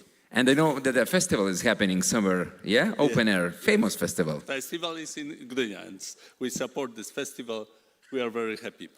In the morning, I had the opportunity to say a little bit about actions which Gdańsk is involved in helping Ukraine. And let me now focus on my private emotions, my private thoughts about the situation and about the role of the UBC. From current aid to support of the pre-accession process, this is the title of my presentation. This is, for me, one of the most symbolic photos. First day after the occupation of Kherson, on the main square, on the main monument in central square of Kherson, an European flag flies next to the Ukrainian. The truth is that there are two dreams. Peace, this is the first one, and joining the United Europe, this is the second dream of the Ukrainian nation. So the heart of Europe right now is in Ukraine. But let me say about some thoughts about the current situation. Let's stop for a moment and focus on it. focus on the Ukrainian cities situation. There are no cities without victims of war. This is the main street of Khmelnytsky when we were in July. Faces of fallen heroes looking at you during coffee or having fun with friends. This is a strong message. Your freedom you owe to these people. Second thing is living in the everyday danger of shelling, especially at night. Just not let you sleep. Especially eastern and southern municipalities have problems with critical infrastructure.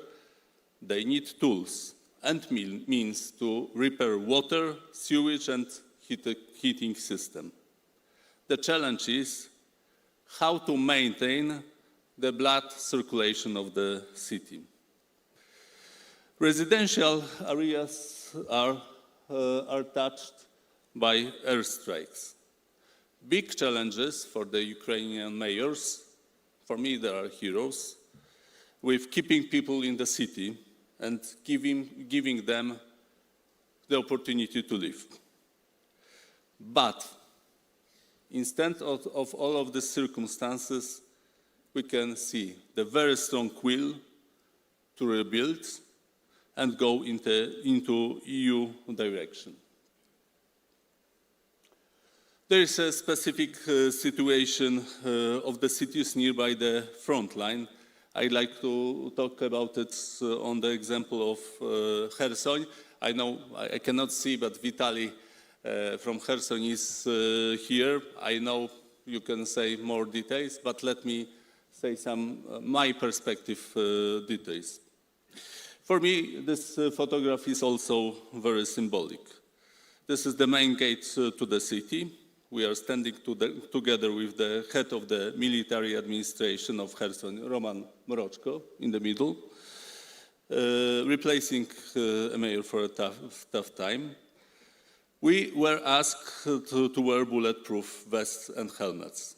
Mayor, I mean Roman Mroczko, and his colleagues wear casual clothes because they try to continue normal life in the city. You cannot hear it on the photo, but in the background there is constant artillery sound. But the circumstances, administration does everything to bring to the city the normal life. A few photos from Kherson. People are living in the constant danger. At the other side of Dnipro River, in the middle, the photo, Russians try to harass the city. Constant danger is present as well in their flats as on the bus stops. So the local authorities built special shelters to hide from bombs. But still, you can see people living and even having the beer in the streets of the city. Nearby this photo, next to the Dnipro River, we find some guys drinking a beer. They try to have their everyday life. You can see the first sign of EU presence. In the middle, up, you can see the billboard behind me, and my colleague Jacek Bandykowski from Gdańsk Foundation says, "Together we are Europe." Of course, completely different situation is in the cities under the occupation. But even there, the local authorities do their best to maintain the community and to prepare for the occupation. Mariupol's mayor, Vadim Boychenko, focuses on two programs. First one is I Am Mariupol. The program which main goal is to support the diaspora of Mariupol citizens who are in different cities of Ukraine. maintaining health, kindergarten, cultural, and many, many more services. And the second one is preparing for the deoccupation. Mariupol Reborn, preparing urban and economic strategy for the rebuilding process. Gdańsk, as well as Polish metropolis, support this process, as Mariupol is our twin city. What can be the answer of our family, of the UBC family? For now, this is the systematic aid to help with the challenge of maintaining the blood circulation within the cities. On behalf of the initiative Polish Cities to Ukraine, we brought to Ukrainian cities in Kryvyi Rih several special purpose cars used to repair the water system. But this is only one of the examples. I know you, and you showed in former presentation, do a lot of support a lot of different needs. But what's the very important factor? The very important factor is to try to build a network at the same time. A network based on direct and personal relations. And let me tell you some thoughts, maybe just for a discussion, what can we do as a UBC, as a network? For example, let me say, planning cities as well as smart and prospering cities commissions can be involved in the process of preparing Mariupol Reborn strategy or any other occupied cities strategy. Safe Cities Commission can exchange experiences about the crisis situation. Right now, we can learn a lot as well. Sustainable Cities Commission can cooperate within the areas of integrated urban water management and sustainable urban mobility.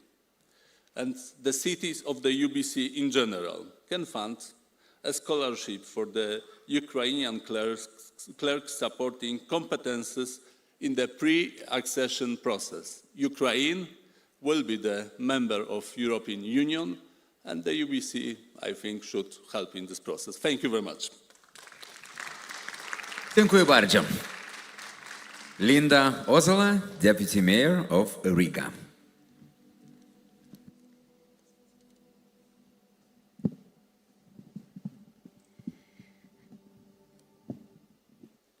Dear colleagues all around the Baltic Sea and dear colleagues from Ukraine who are present here, it's a real pleasure to meet you all in Palanga. And also on behalf of Riga, I would like to thank the organizers for a very nicely organized event, for very nice weather, but even more so for all the musical treats that you have prepared for us. And as far as I understand, this is not all that we have experienced, so there's something yet to come. Indeed, sincere thank you for it. I will touch upon some experiences from Riga on what has happened during 1.5 years after the war was started in Ukraine last February, and some lessons we have learned. And I think also for the UBC and all of our cities, this is a window of opportunity to think about resilience, to think about safety, civil defense issues in our own cities and in the network around the Baltic Sea. And we should not miss this opportunity to improve in all these points. So I will talk a little bit about the situation in Latvia and the framework that we are operating since last February, give you some statistics about Riga, tell us the story about the support center for Ukrainian civilians that we have established, and we are really proud of that, and a little bit of city-to-city support experience. So in Latvia, Ukrainian refugees that we have accommodated, we don't look upon them as asylum seekers. That's a different legislation, different framework. But we look upon them basically as EU nationals, because we have a special law we have passed to treat Ukrainian nationals that have arrived to our country seeking refuge as our local citizens. And that's really, I think, also a huge demonstration of our attitude and how we treat the situation Ukraine is in. And what it means, so we have primary assistance that we have offered since day one for the Ukrainians who arrive. We accommodate them, we have some catering offered. All the social support that Latvian nationals and EU nationals are entitled to are available also for Ukrainian citizens. Not more, but nothing less than that. And also, from the very beginning, our approach in helping Ukrainians has been how to give a fishing rod, not a fish. So what we want to help people live independent lives. I think that's human dignity, basically. We all want to be independent. That makes us, it makes it easier for us to respect ourselves. So we want to get people in the labor market, because job is basically what we all need to live an independent life as quickly as possible. So there's also a special entitlement for every Ukrainian who finds a job in the very beginning. So this is a proportion, women, children and men, and I think these percentage numbers are interesting because they really reflect the fact that people are fleeing from war. So these are not, well, it is an issue, of course, in Europe as well, with the economic migrants from other countries in the world. But when people flee from war, so this is the percentage that you get, and men, which is the 23% of Ukrainians who reside in, or who have arrived in Latvia, are in absolute minority. So these are our numbers. Half of Ukrainians that are established after the war in Latvia are in Riga, so those are close to 24,000 Ukrainians. And this does not include transit people, because we have huge transits from Russia through Latvia to European Union, and up until last week it was also vice versa. But yeah, transit can be measured in hundreds of thousands, of course. In the very beginning, when we started registering Ukrainians, I think it was daily up to 1,000 Ukrainians being registered in Latvia. So now we have approximately 20 to 30 new registrations per day. So, and in the schools, we have 1,500 school children in our primary and secondary schools, and close to 1,000. It's around 900 who are in our kindergartens. And more so, approximately 150 teachers from Ukraine. So Ukrainians who have arrived, we have managed to give them a job in our schools and kindergartens as teacher assistants, or in some cases, if their language proficiency in Latvian is good enough, they can even be teachers in kindergartens. And one more thing, the last point on this slide is something also as we, as municipality, have really invested in, is to organize job fairs to help Ukrainians find jobs. So what we did, we brought together potential employers. We started with our municipal companies, as well as our institutions, like educational institutions, to invite, to come and present the available vacancies, inform Ukrainian community about it, and let the potential employer and employee meet. So during this 1.5 year approximately, we have had 4,700 vacancies offered, and approximately 1/3 of them are filled. So when the employer and the employee managed to meet and find each other. So we started with municipal companies and vacancies, and then it just grew, inviting state companies and private entities, finding really very good experts, also engineers, and all the possible professions. So the biggest lesson that we had. Latvia is a country without any really huge experience with accepting refugees on a major scale. We don't have that experience. Well, our EU countries in the south of Europe, they have a lot of experience, but we didn't have. And we didn't have even really clear-cut action plans. So what do we do with such an influx of refugees in the capital city? So believe me, I was sweating a lot on those very first days when the war started, when we realized, we guessed what is coming, so what to do and how to organize this influx of people, how to help them. And then talking days and nights, together with our experts who have worked in the municipality for decades, we put our heads together. And here I want to emphasize the word cooperation. And in a situation of crisis, it's much easier than in an everyday situation. That when politicians and our civil servants, and then when municipality and the state institutions manage in a crisis situation to pull the resources together, then to find out really how things should be organized. And in a mere 2 or 3 days, we came to a conclusion that we will organize a one-stop shop approach, one-stop shop center, support center for Ukrainians, so that we don't make those people run around the city, which is a capital city. It is big enough to get lost there in a country where you don't speak the language, and to look for different services, national, state institutions, municipal institutions, with children, with minor children, how to organize all of this.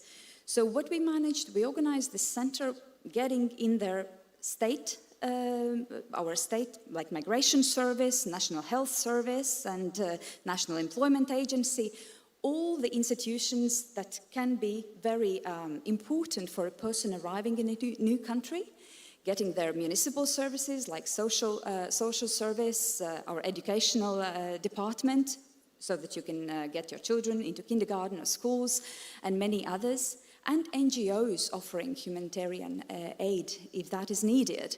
To get all that in one place so that people who arrive to Riga, they have to learn only one address and they can get all the answers there. It is a pretty unique thing, actually. We have changed the location several times, 3 times actually, because the situation of refugee flows has changed.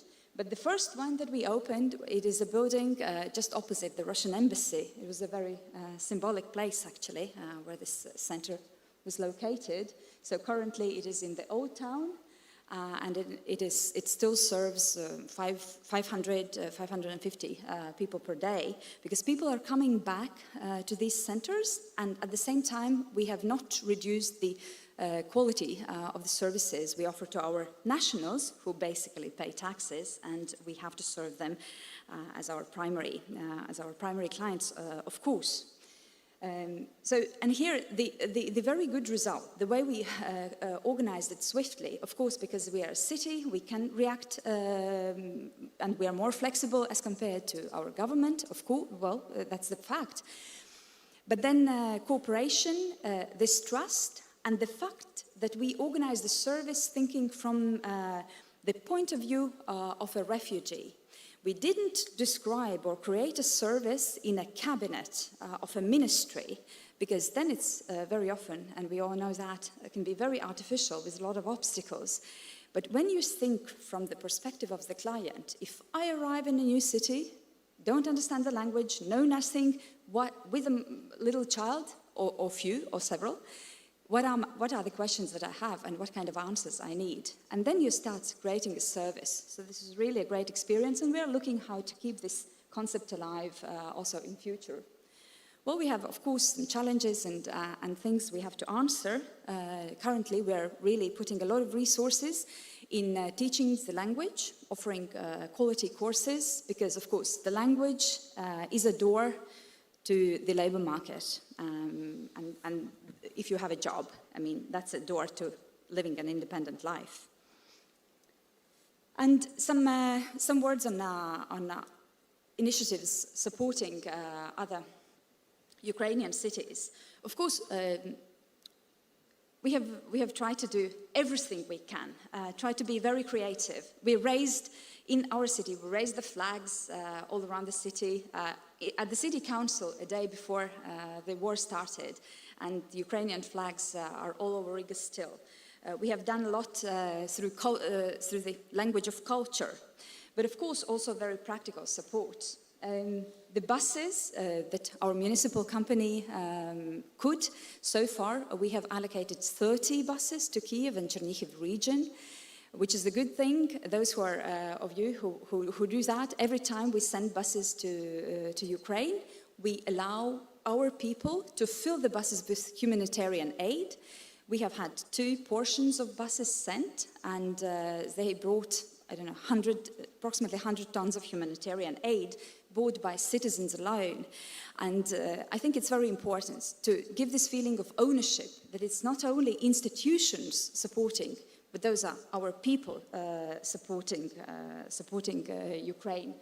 And actually, when we speak about transport, different transport vehicles, this is not so much related to Riga, but we turned out to be kind of transport and mobility lovers.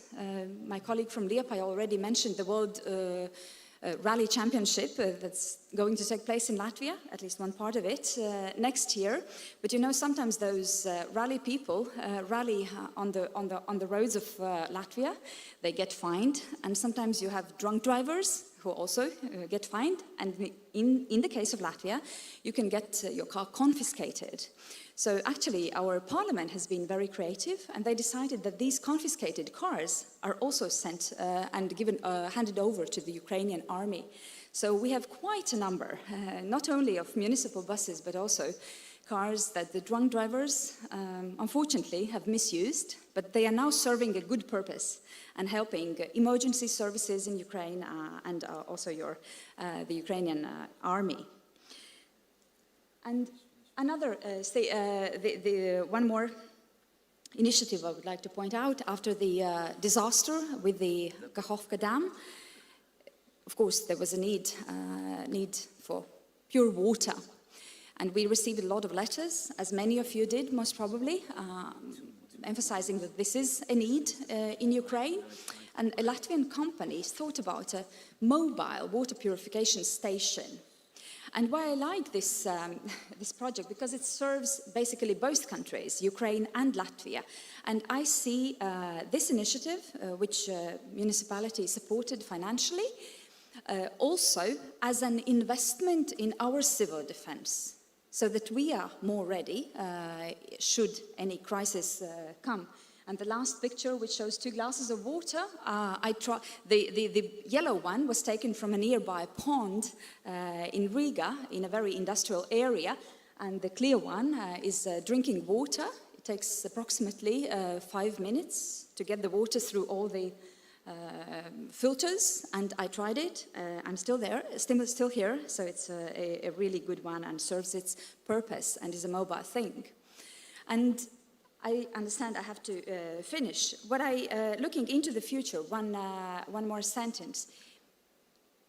I really enjoyed the Ukrainian young people coming here and speaking, because when we think how we can help Ukraine and how we can help each other and strengthen our network around the Baltic Sea region.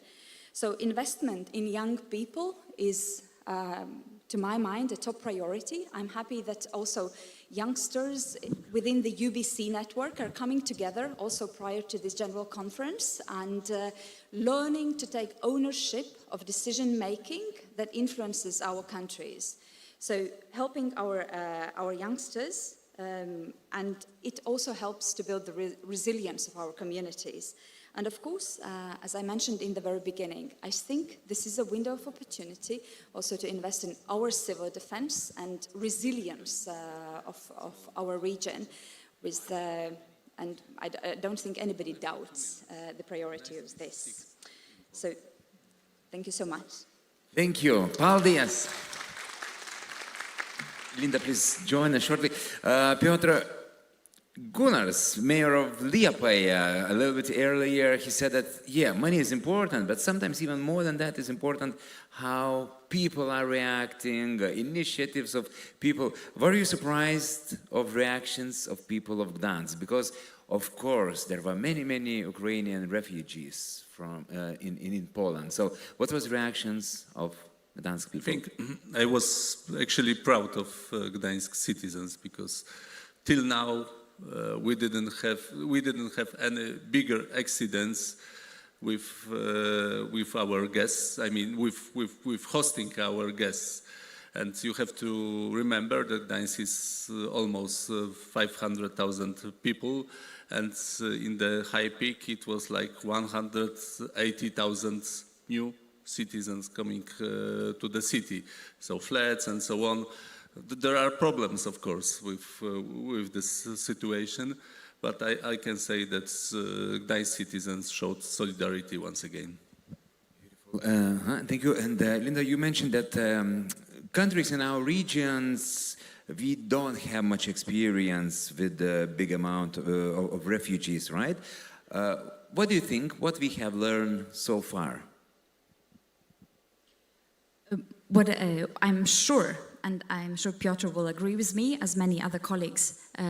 First of all, we are very open. We are ready to help in the crisis situation. Like some other colleagues mentioned, our people opened their doors and accepted refugees in their homes, but real refugees, people flying from war. And then what is the most important in the case of Latvia is the word cooperation, cooperation, cooperation, be it vertical, be it horizontal, be it diagonal, I don't know, all the possible. You can do things only if you trust each other and if you cooperate. Of course, also in between the countries, but also, well, this culture of cooperation is the very essence seen from a perspective of my city. So let's continue of trusting each other and of cooperating of all of us together, and of course all of Baltic Sea cities and Ukrainian cities. Thank you so much. Thank you so much. Dziękuję bardzo. Paldies. And now, I would like to invite Deputy Mayor of Turku, Finland, Elina Rantanen, and Lord Mayor of Greifswald, Germany, Dr. Stefan Fassbinder.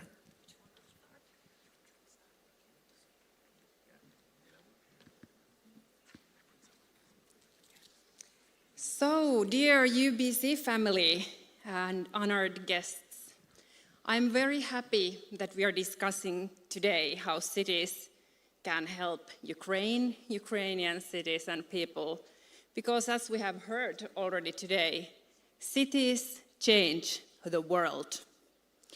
In addition to international and national actions that have been taken, there are so many activities and cooperation going on local level, on a grassroots level, that it most certainly makes a difference. And I'm very impressed by everything that I've heard from our peer cities so far. And I'm very glad to tell a few examples from my home city, Turku, in southwest corner of Finland, the oldest city, celebrating its 800th anniversary in 2029, how we have supported Ukraine. And we have already heard about these same actions and activities from many cities. So I'm trying to keep it pretty brief, but I think that we have a lot to share and discuss even after this conference. After Russia's brutal attack to Ukraine in February 22, we did some immediate decisions.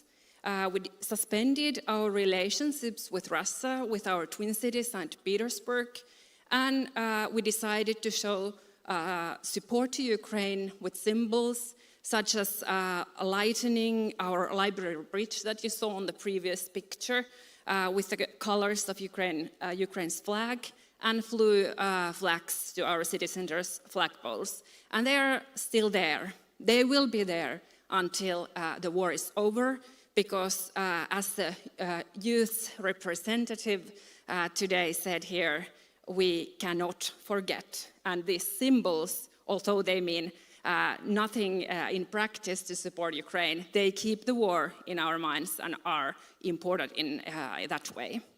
And in the next city board meeting that we had after the war, we decided about humanitarian aid to Ukraine together with several other Finnish cities. What happened after that was that also us in Finland, we received refugees from Ukraine, not to the nearly same amounts as the Polish cities or the Latvian cities that we heard earlier. We have from 5,000 to 6,000 Ukrainian refugees in the southwest corner of Finland. Most of them are in Turku or Turku region. But anyway, we have wanted to welcome refugees from Ukraine in several different ways. We had last semester one full school full of children who were taught in Ukrainian language, or Ukrainian children who were of course taught also Finnish and Swedish languages that we speak, and daycare, housing, counseling in Ukrainian language, and social support, all of these activities that are part of resettling refugees from Ukraine.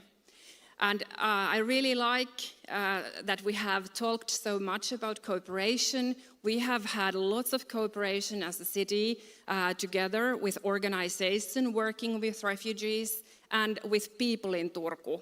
This has been one of the best parts of the horrible situation in Europe, that people have shown all over the Europe so much support and sympathy towards Ukrainian people, opening their doors, wanting to donate help to people.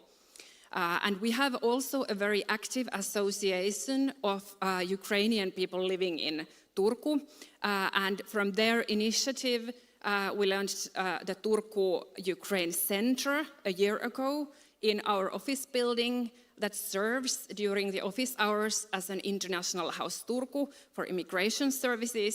And in the evenings, it serves as a Turku Ukraine Center where the association organizes leisure time activities such as cooking clubs or language classes for children or whatever they wish to organize there. And we have had Ukrainian people in Turku with a temporary protection, and now after 1 year they can seek to be inhabitants in a certain municipality, and we wish to have many new inhabitants who want to stay in Turku for a short or a long time. In August 22, we signed a sister city agreement with the city of Kharkiv, and I think this is a key element in city-to-city cooperation that has taken place in many UBC cities, and a very influential way to cooperate between the cities. Last Christmas, we started the practical cooperation bringing a donation with heaters, generators and water pumps to Kharkiv, and we are going to continue it this year with a donation of city buses. Some presentation mentioned that they had had earlier relationships with Ukrainian cities, sister city relationships. We didn't have. We have sister cities in many countries in Europe, but we didn't have a sister city in Ukraine before. But now we have Kharkiv, and whether it's an old relationship or a new one, I think it's something really to focus on in the future years. Because now we are, of course, I think, all over Europe looking forward to the time when the war is over, looking towards reconstruction of Ukraine and Ukrainian cities. We are involved in a Eurocities project focusing on sustainable reconstruction of Ukraine, and we also host, together with the city of Hamburg, the Baltic Sea Strategy Point that offers a network for cities for concrete help, for example, related to water management in Ukraine. And at the same time that we are looking already forward to the time of reconstruction, we want to emphasize the role of culture as well. We had, for example, Ukrainian artists in our art house in a summer residence, and we have Ukrainian school children this Christmas to come to perform in Turku, to familiarize ourselves with the Ukrainian culture, and also to emphasize the importance of culture in reconstruction of Ukraine. I think that we as cities and city networks have a lot of opportunities to help Ukraine and Ukrainian cities in the present time and coming years. And I think that it's the most valuable thing that we discuss this matter also here as a union of the cities locating so close to Ukraine, and with a history, the 30 years of history of cooperating together and helping each other to become ever better cities. Thank you. Kiitos. Thank you, Elina. And now I would like to invite Lord Mayor of Greifswald, Dr. Stefan Fassbender, and Laura Ann.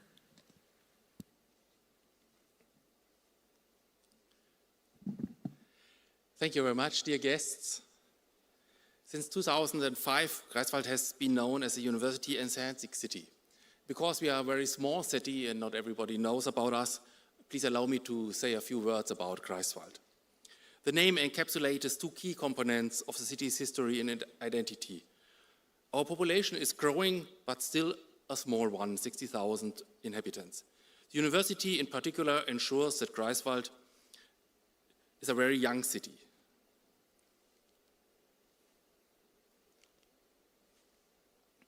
As the city's largest employer, the university is also a major factor in our economy.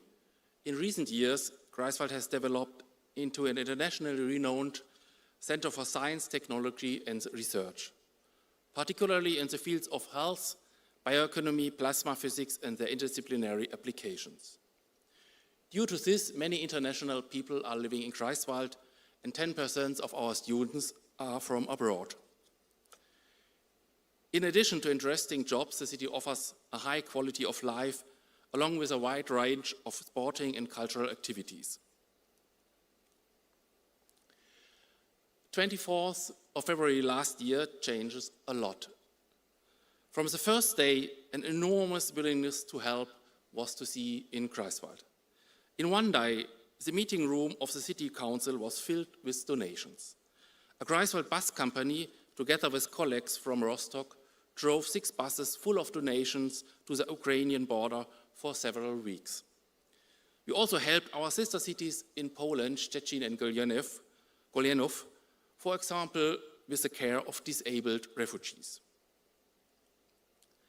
The western Ukrainian city of Drohobych has been our sister city since 2017. In 2022 and 23, we participated in a founding program of the German government. Aid worth almost 200,000 euros went to Drohobych, especially equipment for schools. But to be true, the city administration couldn't solve all these challenges without many volunteers. And because of that, I brought with me Laura Ann Schröder. She was and still is coordinating the work of many volunteers and will go a little bit more in details. Thank you very much.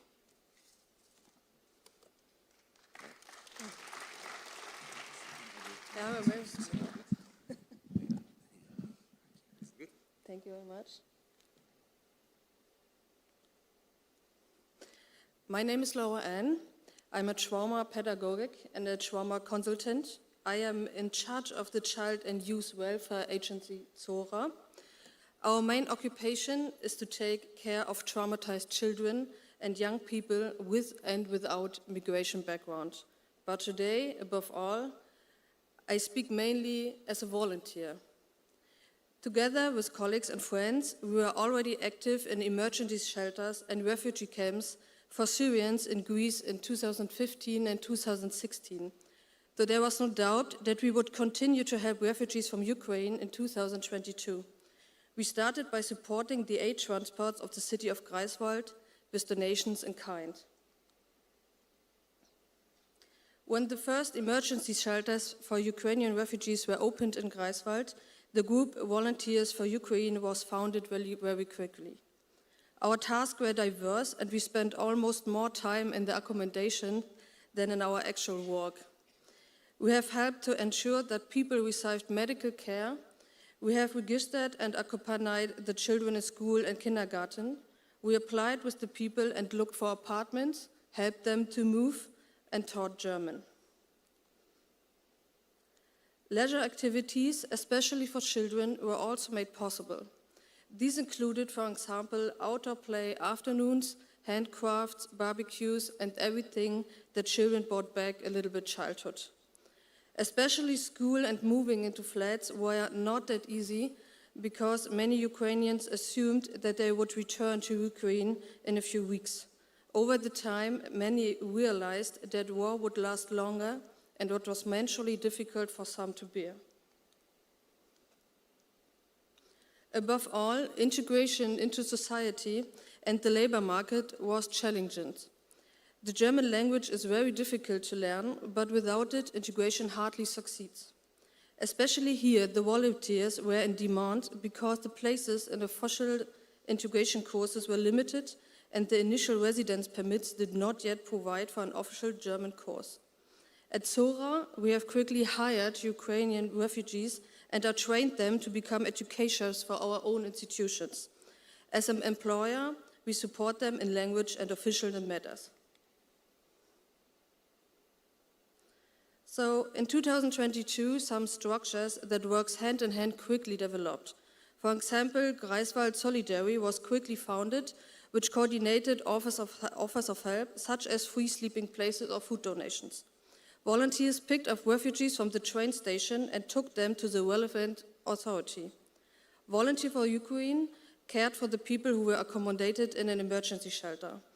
The House of Resources gave money for volunteer projects. I told you that a lot of people got psychological problems. A lot of them found help. The program Together Mentally Healthy and the Psychosocial Center have taken care of mental care, and Caritas has created its own office for Ukraine aid to advise the arriving people about their options in Greifswald. What we have learned from 2015. In 2015, Europe experienced the most massive wave of migration since the Second World War. Many people were helpful at that time, and they were also helpful when many Ukrainians fled the war. In 2015, many volunteers were at the end of their rope. Aid was poorly coordinated, which wasted some resources. In 2022, they usually acted different here. The city of Greifswald brought together all the well-known actors from refugee aid for an event at an early stage. And the task was to collect the offers, network them, and thus distribute the burden.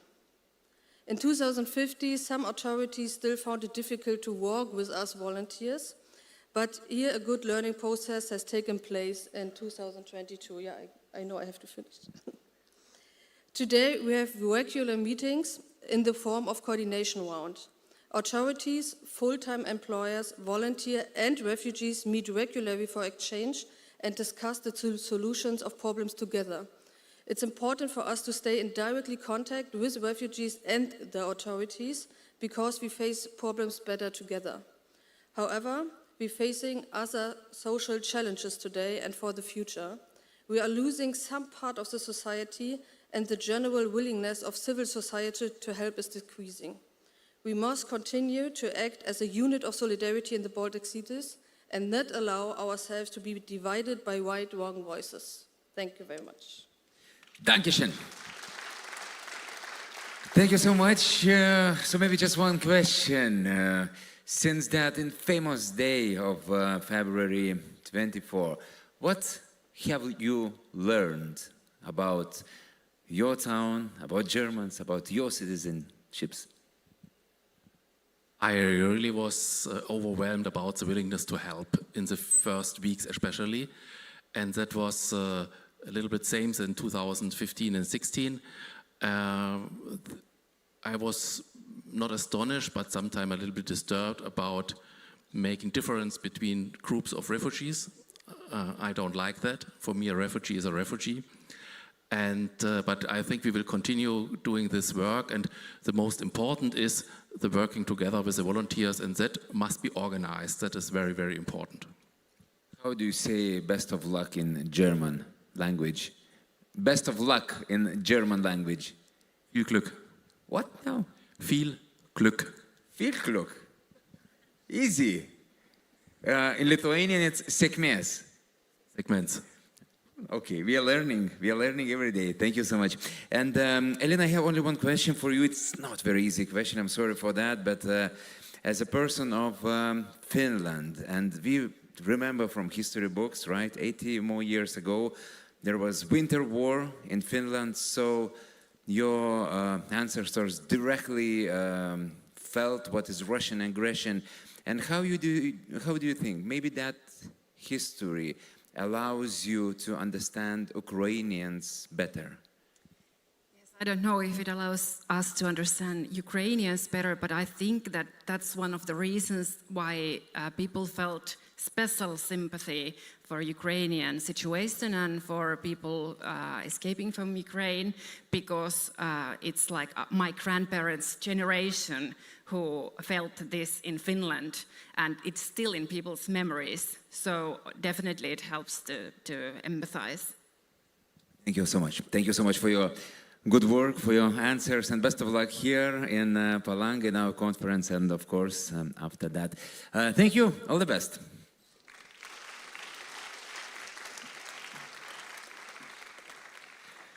And dear guests, last but not least, Norman Popens, Director General, DG Regio, European Commission supporting Ukraine. So, dear Normans.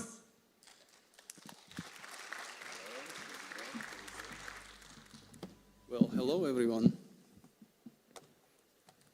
And nice to see you all in Palanga. I just love to be the last speaker because normally I prolong work and separate you from pleasure. But as dinner is only at 7:30, I will take my time. So please bear with me. I'm really happy to come to Palanga and meet you all who are members of this Union of Baltic Sea Cities.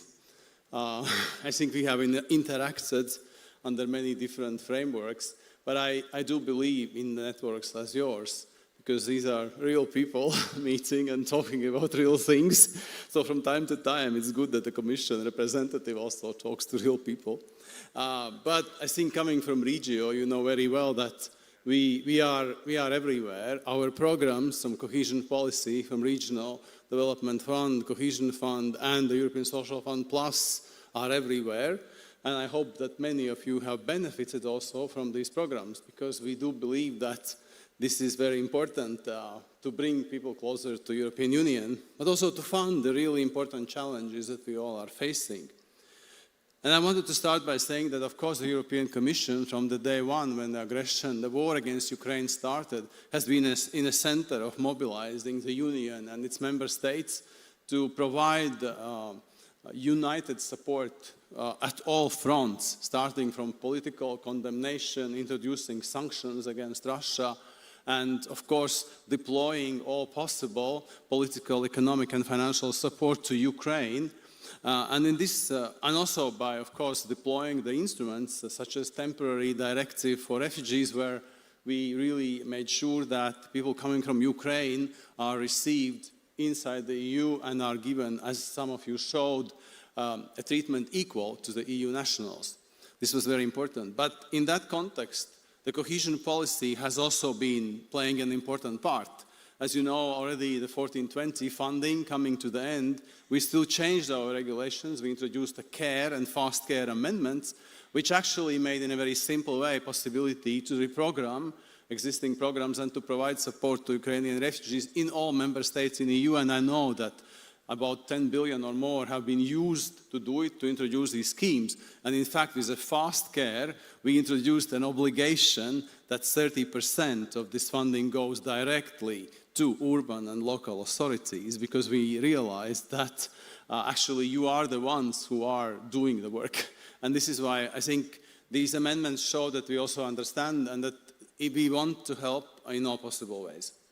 Of course, we are also working now a lot on cohesion policy is primarily about helping the EU member states, but we realize that our programs can play an important role, not just in the short term, but also in the medium and long term. Everything we do to support the access to health, education, social services is very valid also for the future period. And we are also working a lot, for example, on specific projects with some member states like solidarity lanes, where we are opening up new routes for possibilities for Ukrainian exports and imports, because this is part of the necessity to ensure that Ukraine's economy also stays vibrant and alive. Now, of course, I want to focus on the future, and it is true that the new period, now we are in 2023, and we are going ahead with this new period, which already was supposed to start in 21, but different crises delayed it. And now, if I look at the 21-27 programming, which will again invest more than 300 billion everywhere in Europe, we do see that there is a lot of important things that we will be doing for everyone, particularly also for our urban and local authorities. I wanted to say that apart from having big, important thematic policy objectives, such as support to innovation, the climate change and Green Deal objectives, digitalization, infrastructure, social objectives, we have for the first time in our programs introduced a new policy objective, Europe closer to citizens. And why we did it? Because in fact, when I was discussing in previous period with you, your needs, your priorities in your local strategies, you were always telling me, well, it's good to support green, but I also want to support resilience, security in urban public spaces. I want to do more on cultural heritage and so on and so forth. And the answer is, we have now a policy objective where actually the territorial development strategy, which you need to have, and you need to do it in partnership by involving stakeholders and citizens, it's your priorities, and you can actually fund from our programs these priorities in reality.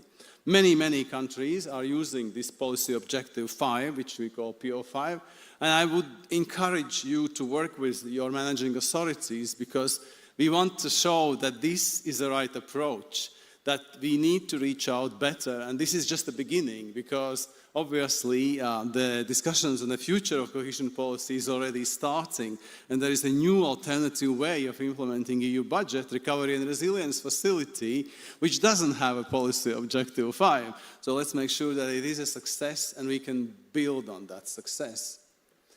For the first time, we also have introduced the new instrument, the European Urban Initiative. It will keep supporting urban authorities in developing and funding, putting in place innovative solutions for different challenges, so building on the European Innovative Actions Instrument. We just had a first call on the new European Bauhaus, and we received 99 applications from all of you around Europe. We will be able to fund 14. One of the Union of Baltic Sea cities is there, it's Tallinn, but I do encourage others not to give up, because we have more than 70 projects out there, and I have written to all the managing authorities working with you, asking them actually to take on these projects which we couldn't fund and put them in the regional and national programs and do it. And this is, I think, the good thing, because for us, the key is not to fund those 14 projects. The key is actually to mainstream these solutions. For the first time, we have included in this project the necessity for the knowledge transfer. So every city who gets funding from this instrument already has to work with 2 or 3 or more partners, which will work along the project implementation to make sure that these solutions can be then replicated in other cities. And we also want to use our networks to mainstream this knowledge which we learn through these projects. For the first time in the initiative, there is a capacity building strand, because everybody has been telling me, yes, it's complicated, we don't have people to do it. So for the first time, we also include the very direct calls, city-to-city links, where cities can learn from each other, the peer reviews. And these calls are open, by the way, now.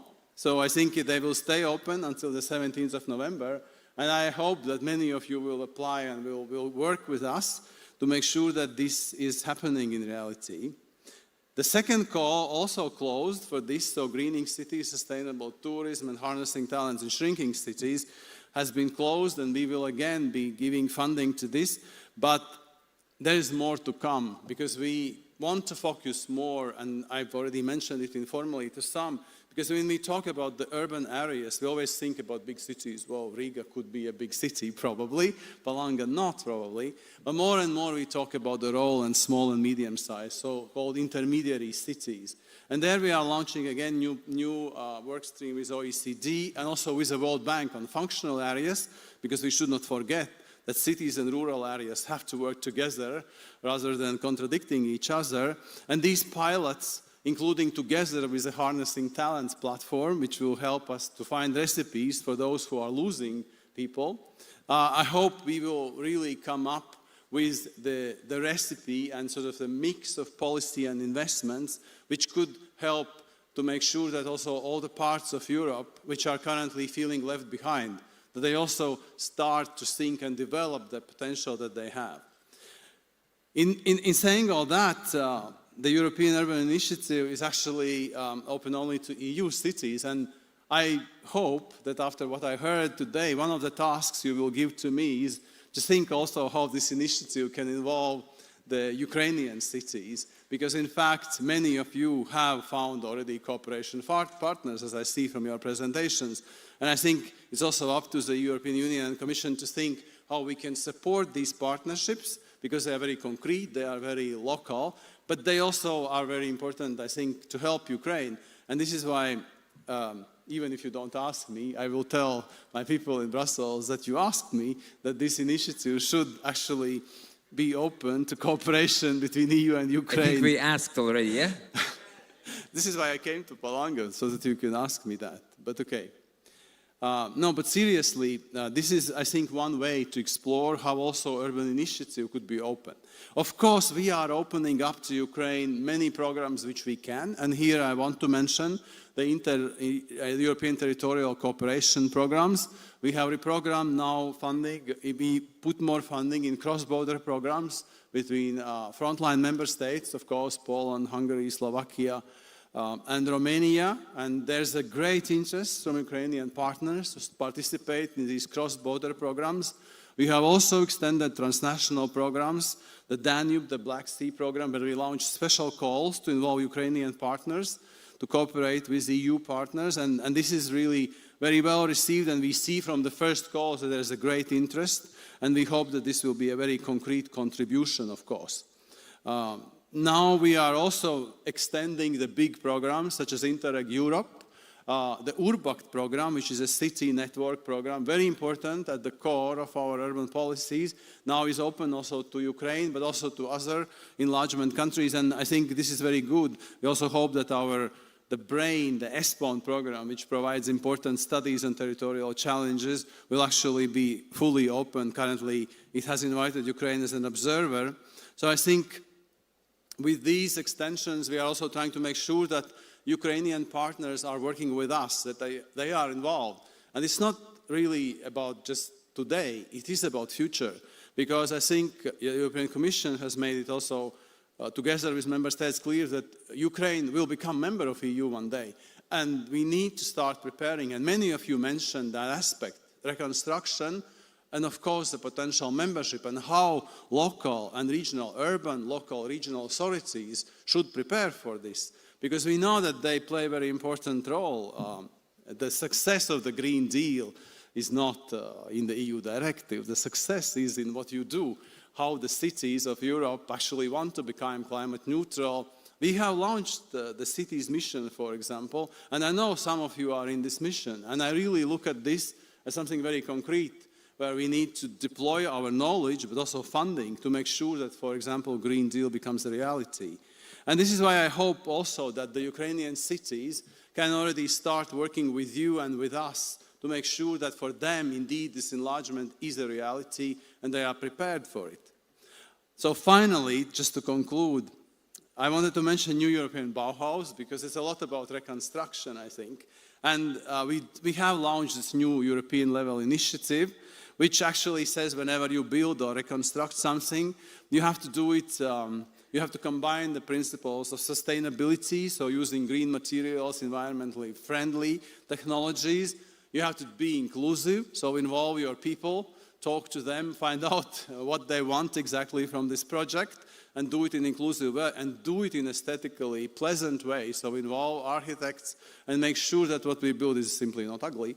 But the new European Bauhaus as such is one of the initiatives we also want to be involved with Ukrainian partners. And I'm really happy that our new edition of New European Bauhauses will be open to applications for projects and concepts from Ukraine. So there will be 2 special prizes we will be looking to award to Ukrainian urban authorities or other local authorities, which hopefully will apply, and this will be all announced the next year during the New European Bauhaus Festival.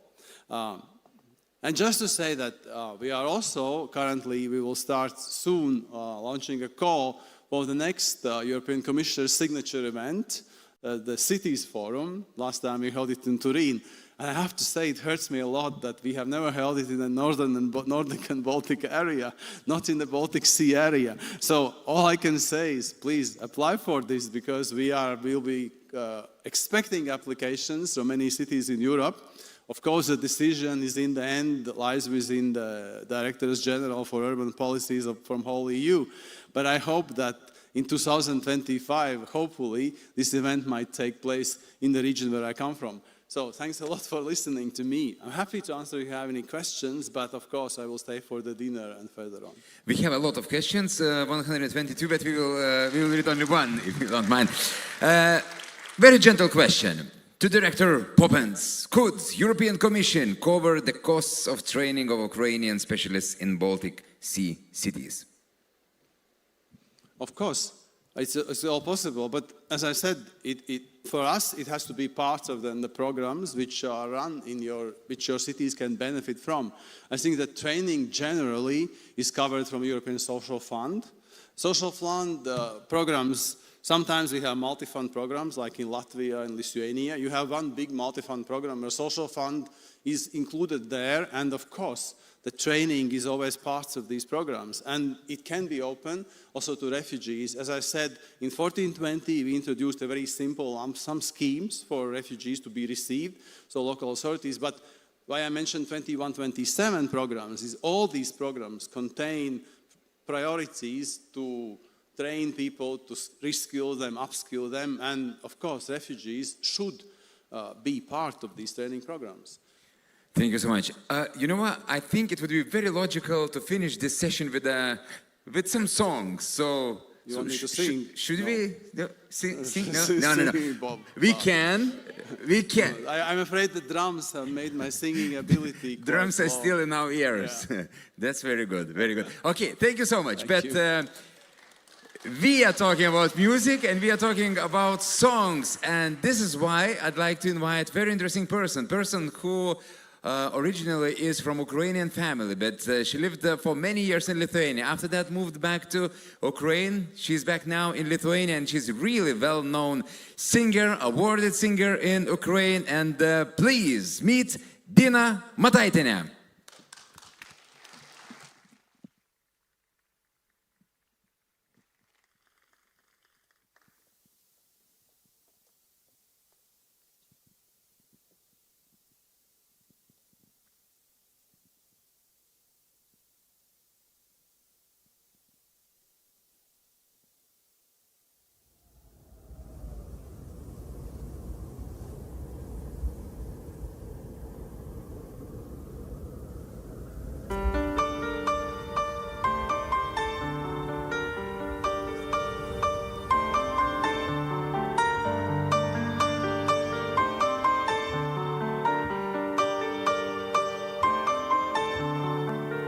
Чорні ночі в наші очі, наші зорі кулі свищуть, хай обійме стан дівочий, чорний дим от пожарища. Нас весна не там зустріла, і не ті пісні співала.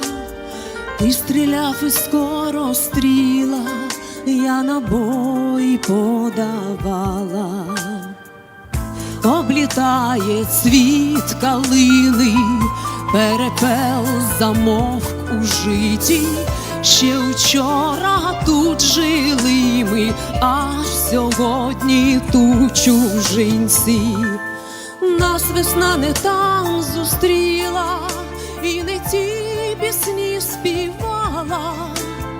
Ти стріляв і скоро стріла, я набої подавала.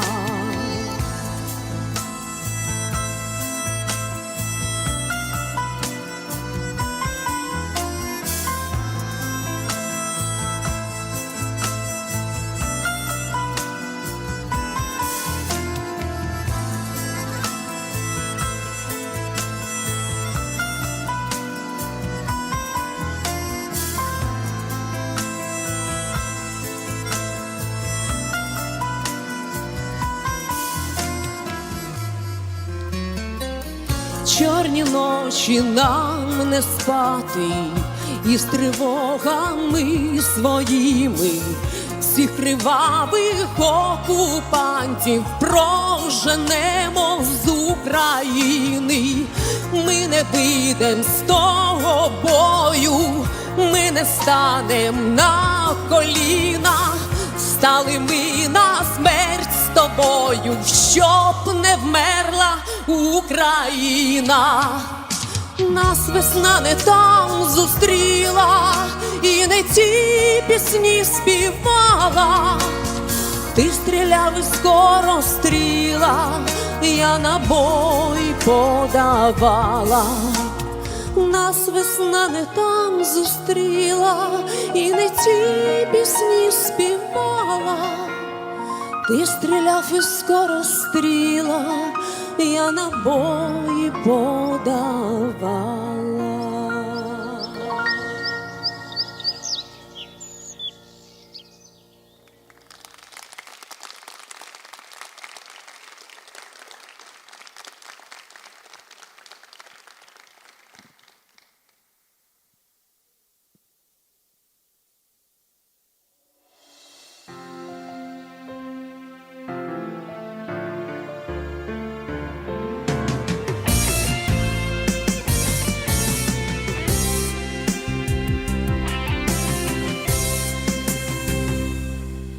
Знову сонце сходить над землею, прокидається моя країна, і звучить, як пісня солов'їна. Україна, Україна, прилечу до тебе, мов лелека, бо душа летить сюди невпинно. Лиш до тебе йде моя стежина. Україна, Україна, нескорена, незморена, на щастя людям створена, сія, як найкоштовніша перлина, дощами щедро зрошена, в духмяних травах скошених, земля моєї долі Україна.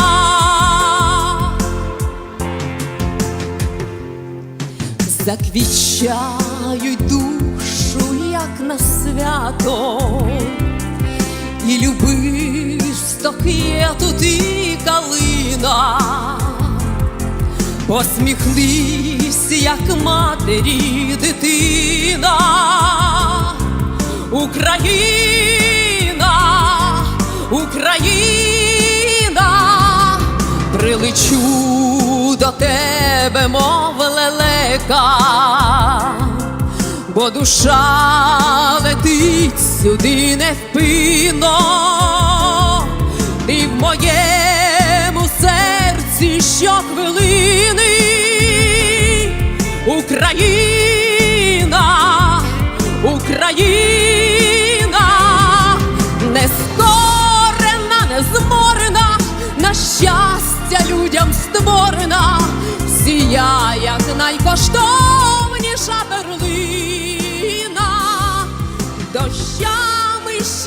розрошена в духмяних травах скошених, земля моєї долі Україна.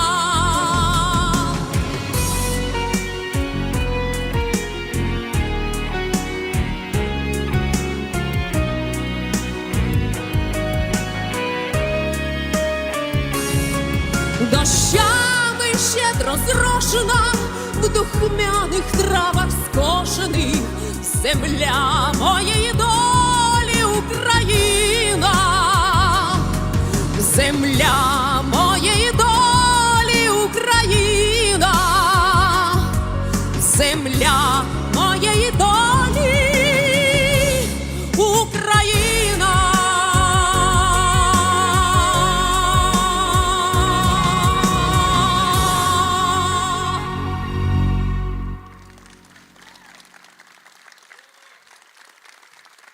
Bravo. Дякую, Dina. Дякую. Best of luck. Thank you so much. 2 microphones, yeah?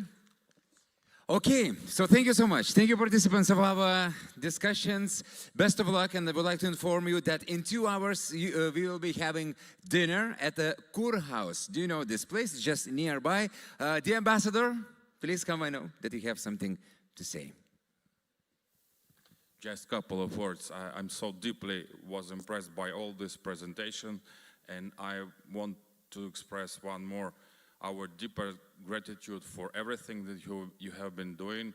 I'm sure that there is so much to be presented more, but we have still a lot of victories ahead of us. We have to win this war. We have to rebuild Ukraine, reconstruct it. We have to introduce big reforms in Ukraine, integrate Ukraine in the EU and NATO, and then we will be able to think about something more constructive, building together a strong and resilient Europe.